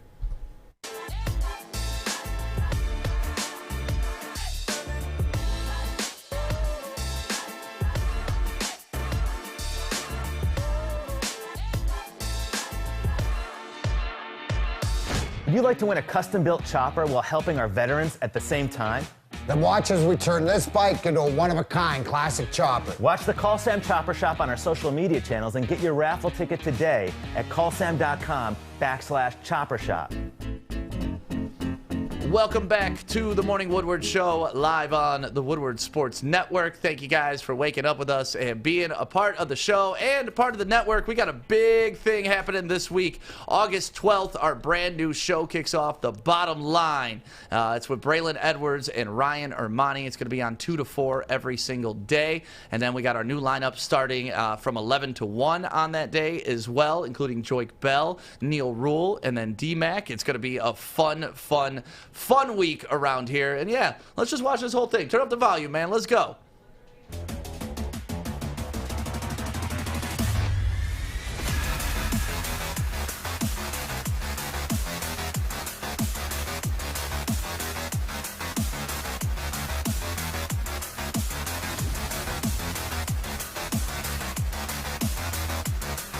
That starts this Thursday right here on the Woodward Sports Network, so make sure you're gearing up for that. And I saw last night Ermani and Braylon were at the Guns N' Roses concert together, so it's cool. They already had this nice little relationship going. Yeah, I feel like they've had a good relationship for a long time, but seeing them two together and seeing their excitement on social media, if you follow both of them, has gotten me excited for Thursday for this lunch. Yeah, and I'm excited to hear what Braylon has to say about Charles Woodson, his former Michigan alumni mate, going into the Hall of Fame. I wonder what he's got to say about that. But let's talk about Charles Woodson, because last night, obviously, Megatron was the big deal here for Detroit Lions fans, but you cannot forget about what Charles Woodson meant to the University of Michigan while he was here, bringing them not only a national championship, but a Heisman Trophy, and just overall, you know, leaving Ohio, being born in Ohio, and then coming to play in Michigan, which is another little to Ohio, which I don't mind.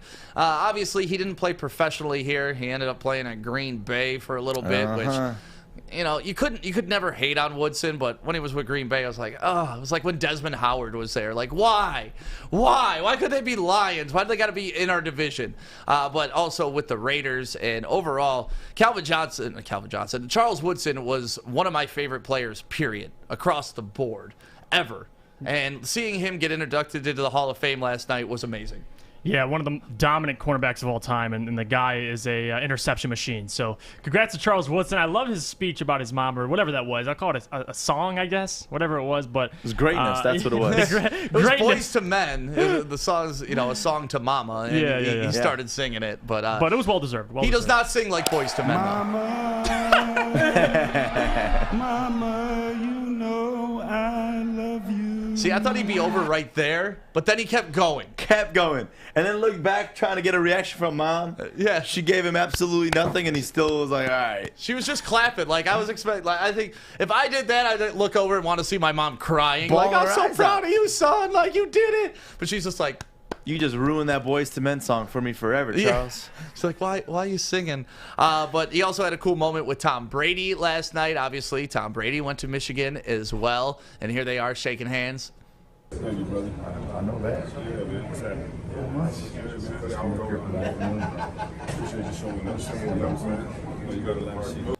Can we...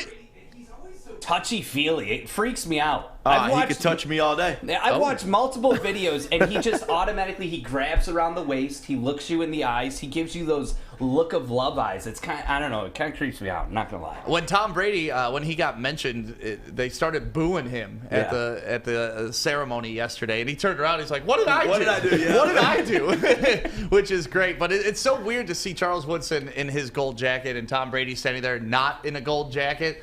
We all know he's still playing. That's why he can't be in the Hall of Fame. But it's just like, just give it to him already. He should be the first player to be a Hall of Famer while still playing the game because he's just that good. And honestly, seeing what a big impact Tom Brady had on every single one of those speeches yesterday, it just shows when he's done with football, probably could go down as one of the greatest ever to be a Hall of Famer. Maz, how many Super Bowls did he win? 0. Thanks, Maz. I think there's a stat out. It's like when Tom Brady entered the league, Calvin Johnson was still in college, and now he's in the Hall of Fame, and Tom's still in the league. So it's crazy, like the longevity of this man being in the league. So as soon as he retires, just give him a jacket. As soon as he retires, just put it on him. He's good. He made it. That's what happens when you're still playing football at the age of 44 at an elite level. Right? True. Well, Woodson also, he did a great job of bringing all of his teammates. He made everybody stand up, and like he methodically did it. He was like, all right, if you play with me at Michigan, stand up. It. If you play with me for the Raiders, stand up. If you played with me at the Green Packers, Bay. stand up. If you're a Raiders fan, stand up. And he just, eventually the whole damn arena was standing. Yeah. But that's what he wanted, and this was kind of his, his message. And once I go in, we all go in, and I love that. Now I need you to indulge me for a minute. My teams, Fremont Ross, Little Giants. Anybody that went to Fremont Ross? Little Giants, I love it. Any player that played with me, please stand up. Stand up. Any Michigan Wolverine out there, player, keep standing. Keep standing. Any Michigan Wolverine, stand up. Any Green Bay Packer, past, future, present. All fans, stand up. Any Oakland Raider fan, Las Vegas Raider fan, stand up. Keep standing. Keep standing. Anybody who's a fan of the way I played the game of football, you stand up too. Anybody. Everybody. Right. But wait, some people start sitting down. He's like, get your ass up. Right. Don't sit down yet. My coach Lloyd Carr told me a long time ago. This is great right here. There's no one bigger than the team. No one bigger than the team. The things we were able to accomplish. Keep standing. Don't sit down. Stand up. We did this together. Together, me and you. We were Mr. Ohio together. We were a Heisman Trophy winner together. We were national champions together. We were defensive rookies together. Defensive player of the year together. Super Bowl champions together. So when I say that when I go in, we all go in, I mean that from the bottom of my heart. Love that part of the speech, man. Seeing Desmond Howard out there too, man. If you guys had like a thank you speech, what would it be? Like, what would be the first person or first thing that you would thank? It depends on what the speech is for, I guess. You're a Hall of Fame. We'll do NFL. NFL Hall of Fame? I mean, you're thanking moms. Like, mom, I'm not singing to her like that, but I'm thanking, Can you please right now? And honestly, like, I've thanked my mom. You know I love you. No, but I've thanked my mom for stuff like that because, like when you're a kid, you don't realize what your parents are doing to get you to practice. They go to work all day, bust their ass. Like, we get it now. We go to work all day, we bust our ass, we get home, all we want to do is sit on the couch and do nothing. Like, moms, at least my mom, she worked at the post office nonstop. Then she'd come home to my crazy ass as a kid. Then she'd drive me to whatever practice it was because I play football, baseball, and basketball. Especially with your dad traveling all the time. My dad was being a on the truck road. driver, so he wasn't home. Like, my mom sacrificed everything just so I could be a mediocre athlete.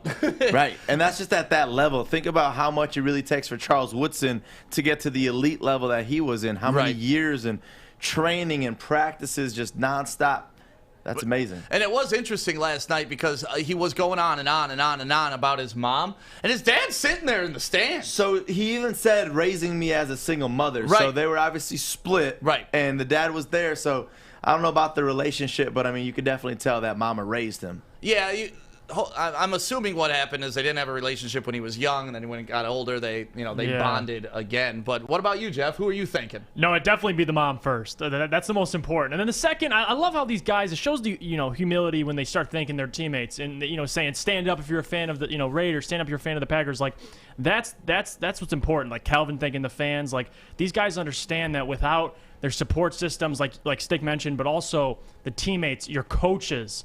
Because a lot of these coaches become like father figures of these guys. So it's important to thank all those people. So, but it have to start with Mama Bear and if your father's been there your whole life, it have to start with your parents and your siblings and all that. I'm going to be retired, standing up on that stage and shouting out whichever new business I created, like Calvin Johnson. Like Primitive. That's what I'm doing.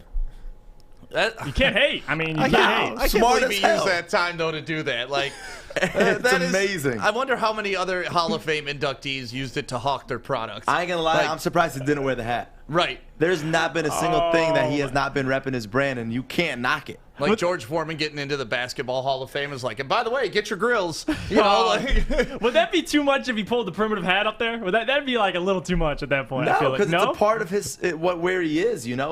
He's obviously, it's a business, but he's doing this because he's been through it. He knows the pain. He knows the opposite side of when you do overdose on these drugs and what it could possibly lead to, and he's just trying to guide you in the right direction. What's up, Fish? The NFL could have told him no hats. Yeah. So that's why he didn't wear a hat.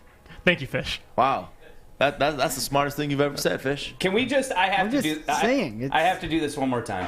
Mama,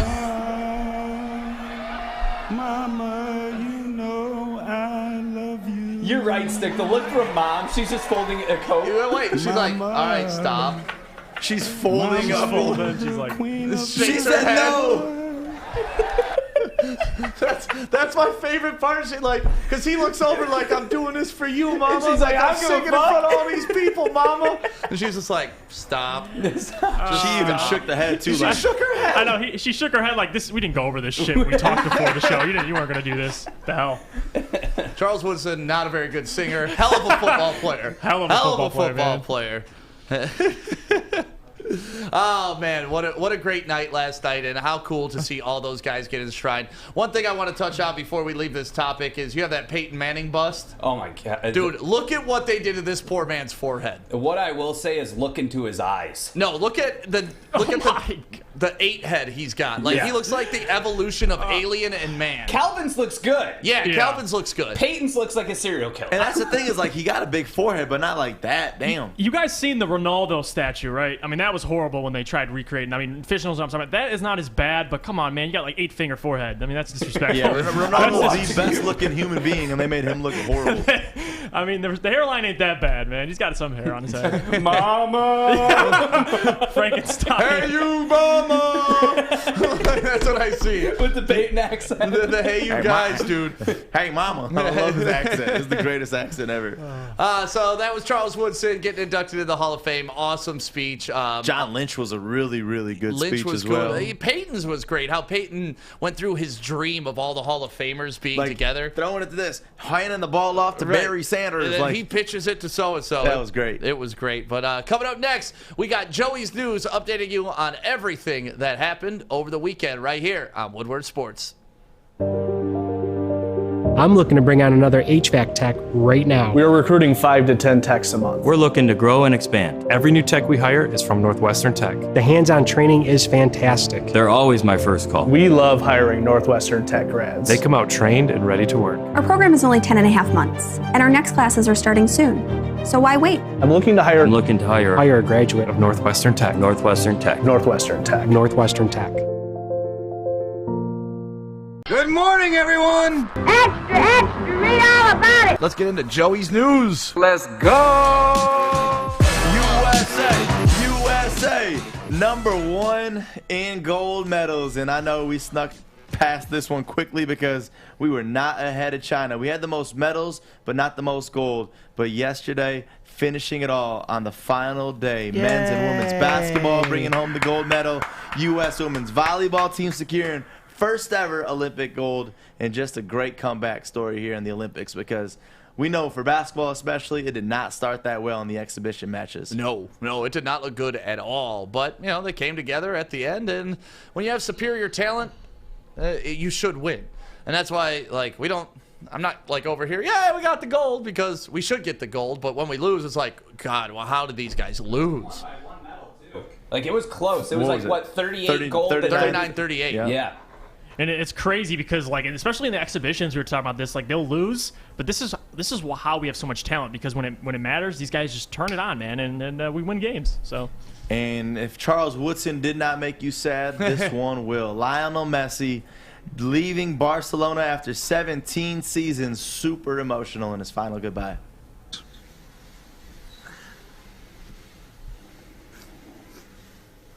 Is that his face mask now that I'm looking at it? It does look like a face mask. I think it's just a tissue. No, it's got the string. It's got a strap on it, yeah. It's got the strap around it. I just realized that. Well, there he is wiping up his nose with the face mask. But that's a crazy one after 17 seasons, moving on. But that dude, everything he's given to Barcelona has been incredible.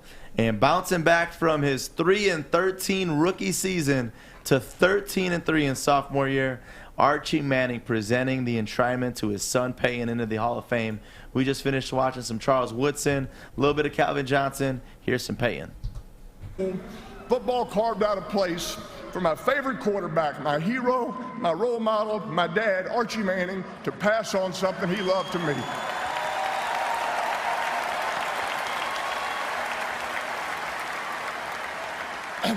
Dad, there's no one I would rather have or be more appropriate than you to welcome me to the stage. Man, that was amazing. When you look at all the moms and dads passing it down to their kids, it was such a beautiful thing to be there. Like, shoot, if my dad handed that to me, I'd be bawling my eyes out. Like, that's unbelievable. As much as like a leader and grown man, Payne and Eli are, like, to see him choke up, like, you know what? Bring some tears in my eyes. It makes me feel good. And to look over and see the parent tearing up too, not just shaking their head, folding a blanket. Imagine you look over and Archie's sitting there like, no. I think honestly maybe she did that because Charles' dad was in the attendance and she didn't want him to show up. Who knows what that could have been? Yeah, who knows? But Tom Brady was in attendance, the GOAT, and Peyton obviously had to throw one more jab at him. Next year, acceptance speeches will probably shrink to 4 minutes. And speaking of rivals, my good friend Tom Brady is here tonight. By the time he is inducted,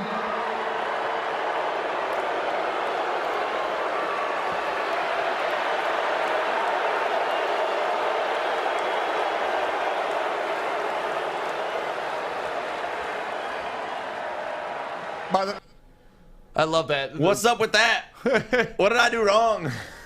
But yeah, no, what Peyton was talking about is you used to be able to just give your speech, and some guys would take like 20 minutes, 30 minutes. Now they gave them each 6 minutes. That's it. That's all you get. And a lot of them were bringing it up like, listen, I have so many people to thank. How am I supposed to fit that into 6 minutes? Plus tell a cool story about my career. Plus tell you what this means to me. Right. So, I mean, if you do that, you got 2 minutes to say thank you, 2 minutes to tell a story about your career, and 2 minutes, to say thank you. And I don't think it's enough time, but it did make the whole thing progress a lot nicer. Yeah, what was it? Tom Flores, when he was talking, he was going on for a long time, but he was awesome as well with his speech. I mean, there was just so many good speeches overall, and I was just waiting for that Calvin Johnson one, though. Right. Honestly, I didn't know the order as to when it was going to be up. Did they release the order, or did they not do that? I don't remember seeing the order beforehand. Yeah. And more fights in the NFL. We'd love to see it. Aaron Donald, Connor Williams getting into a scuffle during the Rams-Cowboys scrimmage. I love how this is like recorded off a practice recording. Like, we got to get this shit, man. See, this right here shows me that we obviously had footage of the Lions thing. We could have recorded it just like this. Why do they not show our little scuffle? I don't know. I couldn't find that Amon-Ra fight anywhere. I wanted to see it so bad. Yeah, Amon-Ra versus Iffy, Part 1, WSN 3, coming at you. And it was all fadeaway jumpers, step back threes. Jalen Green, tough one to guard in his first look in the NBA Summer League, going for 23 points, 9 for 18 field goals. This kid looked good in his debut.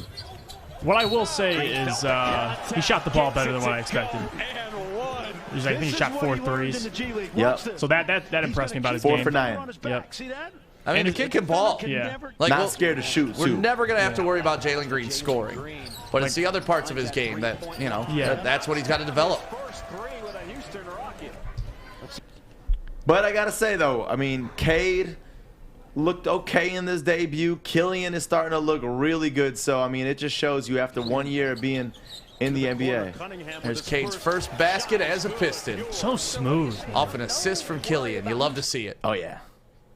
Yeah, them two together, I mean, that was one thing I was worried about was having a Killian and then having a Cade. But, I mean, Killian got no ego whatsoever. He's cool with you bringing up the ball. He's cool with him bringing up the ball.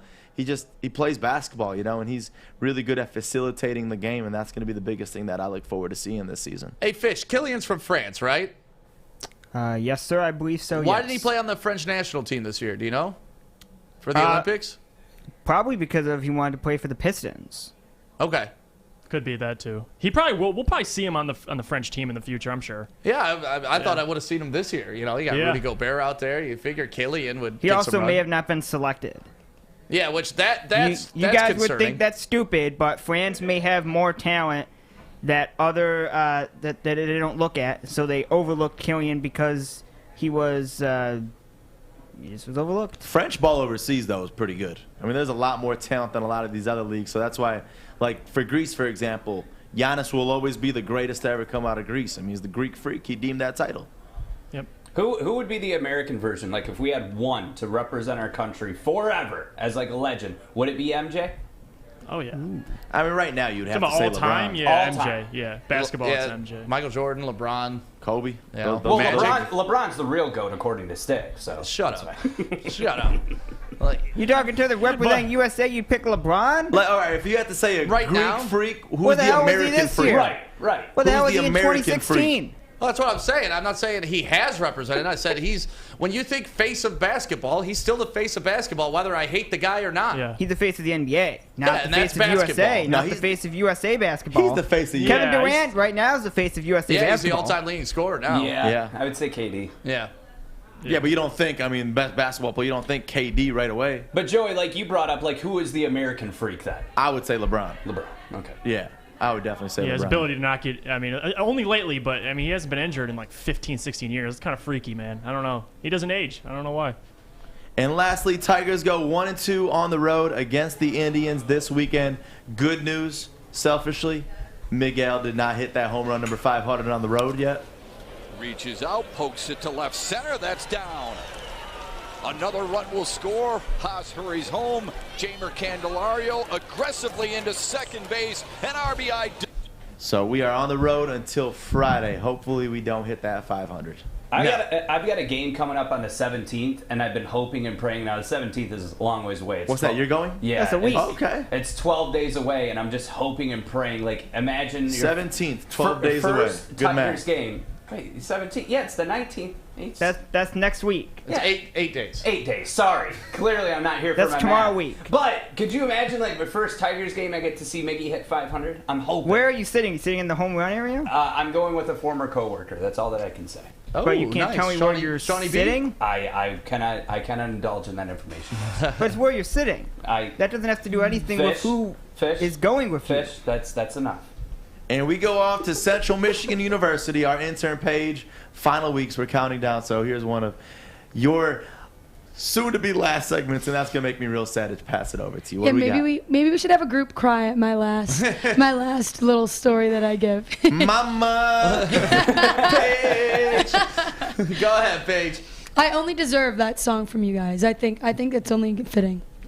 Well, getting into my story today, some Olympic talk. Allison Felix is now the most decorated U.S. track and field athlete in Olympic history.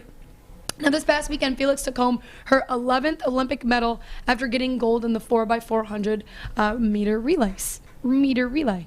Now, Felix has been through 5 Olympic Games now and has had 7 gold medals dating back to since her age of 18 years old. Now, I wrote a story on Allison Felix qualifying for these games, and I played a video of her daughter being there. And so Felix winning this gold medal as a mom just shows how amazing women actually are. Now, women have actually dominated the Olympics this year. Out of 113 total American medals, American women won 66 to top their previous high of years prior. Now, keeping along with Olympic news, Germany's modern pentathlon coach Kim Rasner has been disqualified from the Tokyo 2020 Olympics for hitting a horse.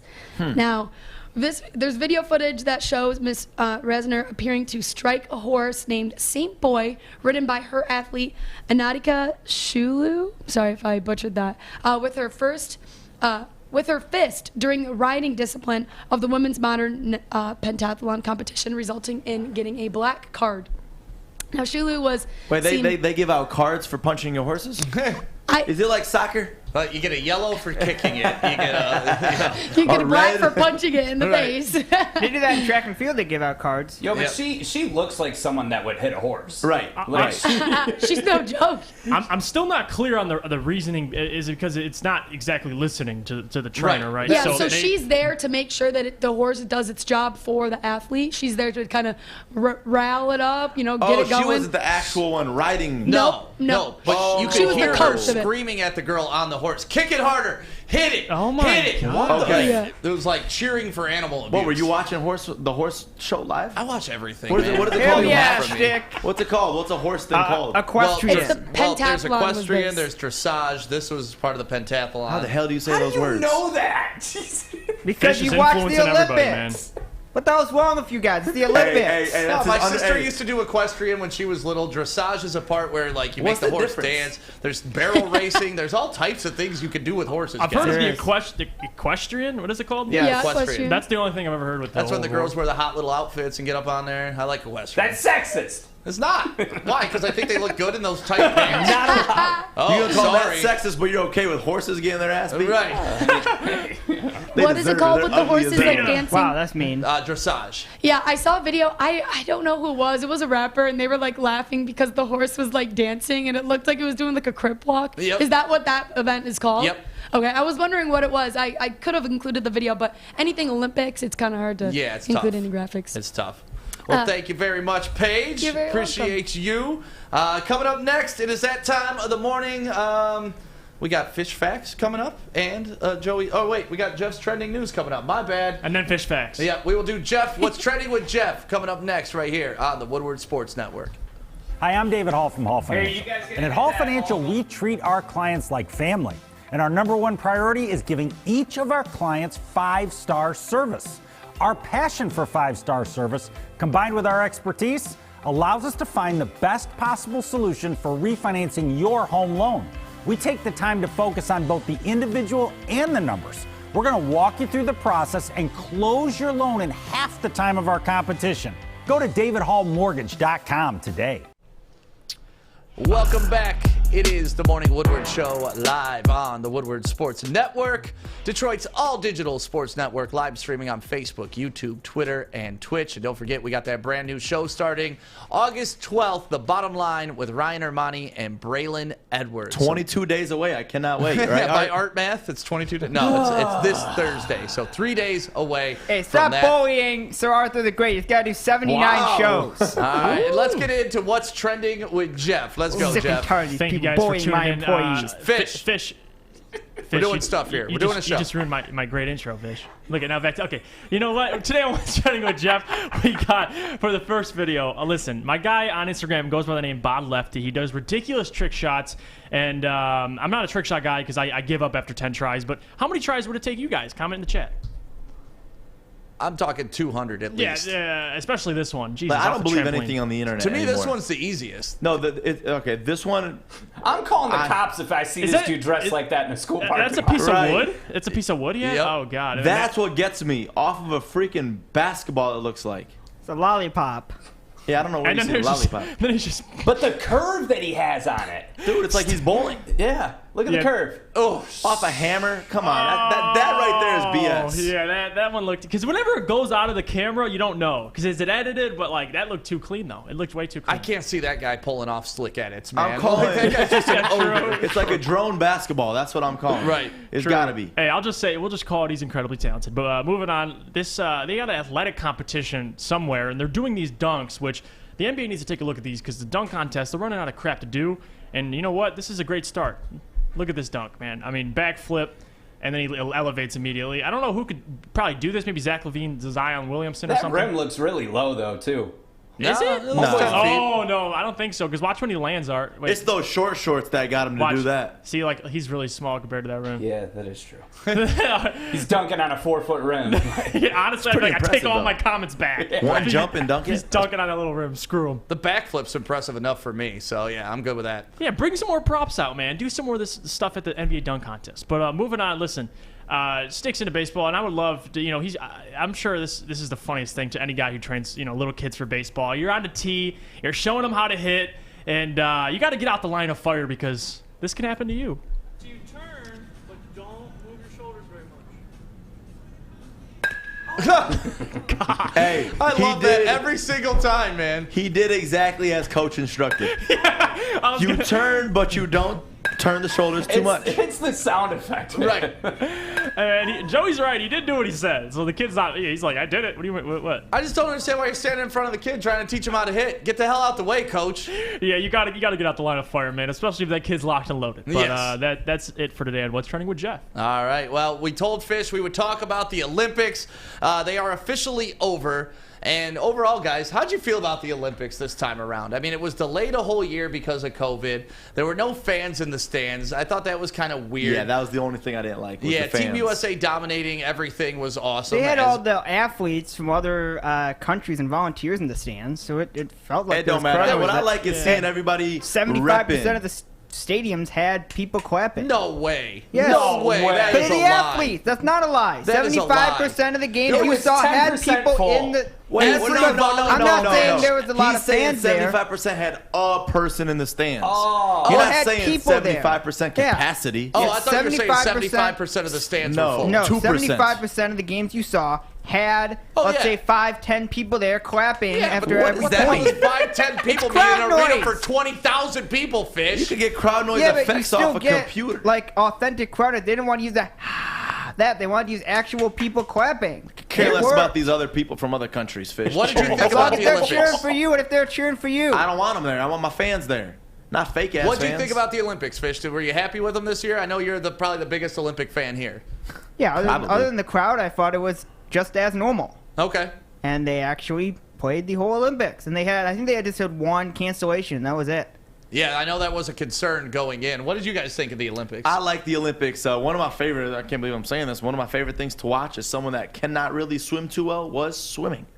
Swimming is just fun to watch. Oh, yeah. I really like watching swimming. What are the weird ones, though? The weird ones are like the long jump and the shot put. That's got to be the worst sport in the world. Why don't you like shot put? It is awful. Awful. There's nothing fun about watching. Yeah. Spin around and yeah, like nothing about that. Well, was they just fun. spin once. They spin once. I'm sure it's a talent, They do and I shot cannot do it. javelin. but- They do that. I threw shot put in high school. Did you? Yeah. They do Why that. did you waste your time doing that? Oh my They do god. that. Yeah, the javelin's awesome to watch. Yeah. I do love enjoy the the javelin javelin. throw. Yep. I had fun watching boxing. I'm gonna be honest with you. I was watching some of the. I love Boxing was boxing. I good. watched the Olympic boxing, and we took silver in the super heavyweight. But other than that, it's obviously basketball. Listen, Dude, you think we should have had the Paul brothers out there Uzbekistan representing? took the gold. That's next Olympics. Dude, we would have sniffed bronze or lower. I don't even know if that'd we be would have so got bronze. amazing. I don't think they'd even get selected. I would Honestly, pick 'em. good point. Well, not with that attitude. Well, I'm just saying. I don't think they would I have got got selected. caught watching rhythm gymnastics the Ooh, other that's day. good stuff. Yep. Ooh, that's good stuff. Yeah, they're dancing around with a ribbon and stuff like that. Like it's very strange. Fish. It's very strange how any of these become Olympic sports. Like who decides this stuff? That's my next gift to Fish is a ribbon. Breakdancing in 2024. I can't wait to watch the breakdancing. And I wonder what music they're going to use for the breakdancing in 2024. It's nothing but Lil Baby. It's gonna be the most generic like beat. Like it's not. I cannot. Pop I Smoke. hope it's all like 1980s hip hop, like Sugar Hill Gang You know what? and like just Well, old school b-boy stuff. You know what I was actually surprised with was the skateboarding because it made its debut this year for the summer, and they had like awesome outfits. Nike was selling like unique Olympic shoes, the abstract SB Dunks. I thought it was great. I thought it was well put together, but it was too professional. Like it was just like skateboarding's about having fun and like saying fuck when you mess up a trick. Like It was very fine. proper. It was very proper. I'm just That's how everything that goes in the Olympics is. I feel like it just turns proper. Like even the breakdancing, I feel like is not going to be as like. It's got to. I feel like right. Yeah, like dudes doing the robot and shit. Right. Play some hood music for America. I didn't know Sticks had it like that. Sticks got it. Oh man, look at that. That's a 10. Right there. The world's tallest robot. I'm competing for an Olympic gold, Art. Back off. Stick, you're going to be disappointed with the breakdancing because I'm assuming all the competitors are going to be under the age of 22. Probably not disappointed. I don't care what age you are. I just want you to dance well. It would disappoint you because they're going to be using 2010 and up music. I don't think you're going to hear any music under than the age of 2015. Okay, so it'll be out there to like Da Baby and stuff. Yeah, probably. Or actually, maybe not 2018. Da Baby. Da Baby. I don't think you'll hear any music from 80s. I don't even know if they'll even I hope touch you do, that man. era. It's breakdancing going into the Olympics. If you don't honor how it got then there, you better then call, you're stupid. You better, like I want to see some dude out there with a Kangol, an Adidas jumpsuit, spinning around on some cardboard. Like that to me, that's Olympic breakdancing. You better call one of the athletes to see if he knows any 80s music. And then Let's be real, Fish. Old people watch the Olympics, so you know damn well that they're going to be playing some music catered towards their audience. Yeah, but the audience or the people that are playing or breakdancing are all under the age of 20. I'd be shocked if there's one person over 25. Listen, be a 45-year-old out there. Breakdancing and skateboarding involves smoking a shit ton of weed, you would think. But with the Olympics, you get tested. So that takes away all the fun. Like Funky Lions fan was saying, like, there's no skateboarding without pot smoking, just like there's no breakdancing without pot smoking. Like, what are we doing here? Dude, we need to dance the that's pretty presumptuous. We got to get. I mean, come on. People that breakdance don't smoke weed. Oh, Come you on. breakdance? You must smoke a lot of weed. Like, what are you doing here? What we are you talking about? We got to get the dancing usher to represent America. There we go. Yeah, the dancing usher. Like another thing, why I don't think the Olympics would pay a dime to DaBaby. I don't know what music they're going to be using, but it ain't going to be Little Baby or any of this American stuff. I'm gonna be honest. There's no way they're sliding checks to him. I don't think. It's gonna be tough to take down the Jabberwockies. That's all I know. They're my favorite going into the Olympics. Yeah, they're actually in the Olympics. I'm sure they will be. If they will be, they dominate. I'll watch the Olympics if they're in. I'm a huge Jabberwockies fan. Everybody's a Jabberwockies And they need fan. to have like a Blue Man Group section too, to where if we're just gonna do caricatures, let's do it. Represent America well. Yeah, well, that's Olympics 2024. The best part is we only got to wait 3 years this time. There's no long 4-year wait because we endured the 5-year wait because and then of COVID. LA's in 28 and Beijing's in 22. Winter 6 months. So we get more Olympics. Love it. Yeah, so overall, I thought the Olympics were fun. They were entertaining. Gave us 2 weeks of something to talk about. USA dominated, as we should, so happy what about that. do you guys like more, winter or summer? It's tough. Like, will you guys watch the winter? Are you excited? Winter games are fun. Yeah, winter events. Yeah, I like the ice skating, I like the hockey. Yeah, the ski jump, the shooting too when they're on skeet shooting. Yeah, they whatever shoot it's called. while they ski. Like that's fun for no Fish reason. is naming games I never even knew existed. Why can't they just make the X Games and the Olympics all one thing? Because like snowmobile racing and freestyle snowmobile, I know it's money. It's got to be money, but also I don't think the X Games wants that. I think the X Games wants to be a yearly competition that's true. Can do that. Yeah. Actually, it's 6 months. Yeah. Winter and summer. Summer. Okay, cool. You guys don't care. Moving on. All right. Well, that was our update from the Olympics. Hopefully, you guys watched them. Let us know, thumbs up or thumbs down in the chat, what you thought of the Olympics this year. Overall, I thought it was cool. I'm glad the world got together. It's good to see, slowly everybody starting to get back together coming out of this COVID. Yes, Fish. Can we try to get the Olympic rights for 2036? What's that? Can we try to get the Olympic rights for 2036? In Detroit? No, broadcast the Olympics. Woodward Sports. Oh, Woodward Sports? We can sure as hell try. Okay. Yeah. Can't promise anything, but we can sure as hell try. Okay. We'll outbid NBC. Okay. We will. Fish, you got your facts ready to go? Yes, sir. All right, we got Fish Facts and Joey's Dumbass of the Day coming up next right here on Woodward Sports. Tony is a third-generation logger that has a simple, practical approach to life and work. That's why his Coast DX342 knife is perfect for him. The stainless steel blade is rust-resistant and made for all-weather use. And the double roll-lock safety ensures that it will never inadvertently close when he doesn't want it to. That's why Coast is trusted tough. Is it time? Yeah, it is. Fish! Go fish. Fish facts. It's fish! All right, Mr. Fish, what kind of facts do you have for us today? Well, we have a bunch of good stuff that happened over the weekend. The Olympics sadly ended. But we had other sports. Hey, Art, pass me the rugby ball. Thank you, sir. We had rugby over the weekend. Good throw, Art. He did a great job. It was a little low. I had to dive.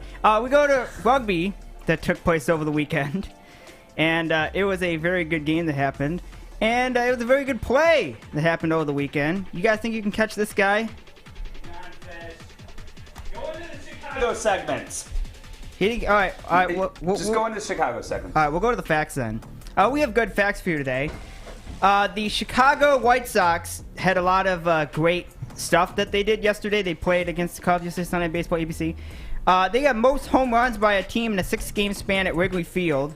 They had 20 home runs from August 21st, 2020 to last night. Cubs had 20 from June 27 to 16th of July. Next on the list, most by visiting team 19, the Expos from 85 to 86. That's Montreal. They're no longer a team anymore. Right. They also had home runs on a leadoff. Tim Anderson got one yesterday, first pitch, leadoff home run. Alejandro Diaz got one on the 12th off Justin Verlander from the Tigers. And another one, Nick Swisher off Verlander again. Those are all the White Sox leadoff home runs that they've hit. Oh, wow. Okay. And 2 of them are off Verlander, who was You the would think Tigers they'd have fan. more leadoff home runs than that. You would think they did, like, too? remember when Granderson was here in Detroit? He was killing the leadoff home runs. Like, that's strange that they don't have that many. Cool. Last fact. This is the 17th 10-plus strikeout game by a White Sox pitcher this season. This season, by the way. This is the most in a season in franchise history, breaking the tie with their 2015 campaign. It is August 8th.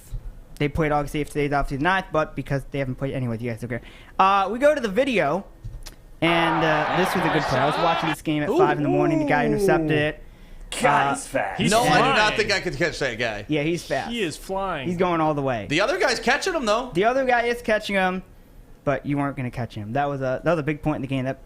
Not with the fro mullet like that, man. You can't catch that guy. And let me ask you this, Fish. In rugby, do you have to go between, like, what is the black, like, big pads in their, like the end field goal zone? post? Yeah, like, what is that? Do they got to run through there for a point? No, they don't have to. Well, they have the pads there so that no one bangs their knees on it. But it's padding on the goalpost. What qualifies as a point, though? Do you just got to get past the white line? Is that it? Yeah, you got to pass the white line. The closer you go to the post is where you kick it from. Okay. So if you put it in the sideline, you got to angle that kick to the sideline. Duh, if you Jeff. put it down the middle, I mean, put it down the middle. Hey, we should all play a rugby match at Woodward. Just start smashing each other. I'm down. We should. It would be a lot of fun. And then, of course, they play this weekend, and Of course. I don't know how you say of course like we knew that. Right. Well, you guys don't care. They're supposed to play 20. Anyway, you guys don't cover it. We go to today, which is, by the way, 3 a.m. if any of you can't say that. Today, 1946, first time all Major League Baseball games, there were 8 of them, played at night. So we'll talk to Maz. Actually, he's not here, so we can't talk to him. Must be nice. We go to 2002. Barry Bonds hit a 600th home run today. Do you guys enjoy Barry Bonds? Nah. Not really? I mean, steroids. What are you going to do? Yeah. 2008, the United States takes all 3 medals in women's fencing saber event at the Beijing Olympics. First time USA podium sweep at a fencing event since 1904. Nice. We have birthdays today.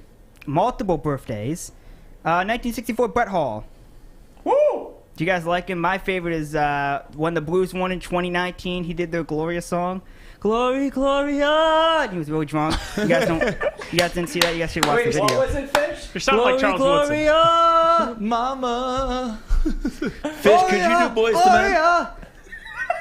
That's what Brett Hall did. He was super drunk because he was excited. We went Blues! We went Blues! It's really bad. It was awful. Yep. We have another one, 1967, Deion Sanders. It is his birthday. Happy birthday, And we have Coach. another one, Prime time. 1974. Yeah, you better call him Coach. Yeah. 1974, not my cousin, Derek Fisher. Oh, nice. I do it is see his the birthday. resemblance, though. Yeah. When I look at you, I see a lot of Derek Fisher. You do? All right. Well, I just want people to know. Also, Jeff Fisher is also not my cousin. No. Too All right, bad. that's a good thing. I don't want to. Shave your head, Fish, and I think you could look like Derek Fisher. I could look like Jeff Fisher. I'm not going to. But I could.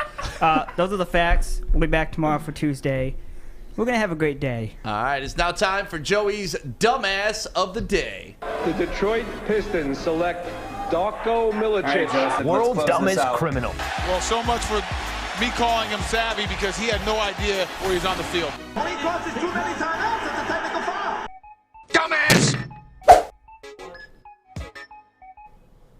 A hot mic moment brought to you by Levels Provisioning at the NFL Hall of Fame ceremony caught someone saying, watch this.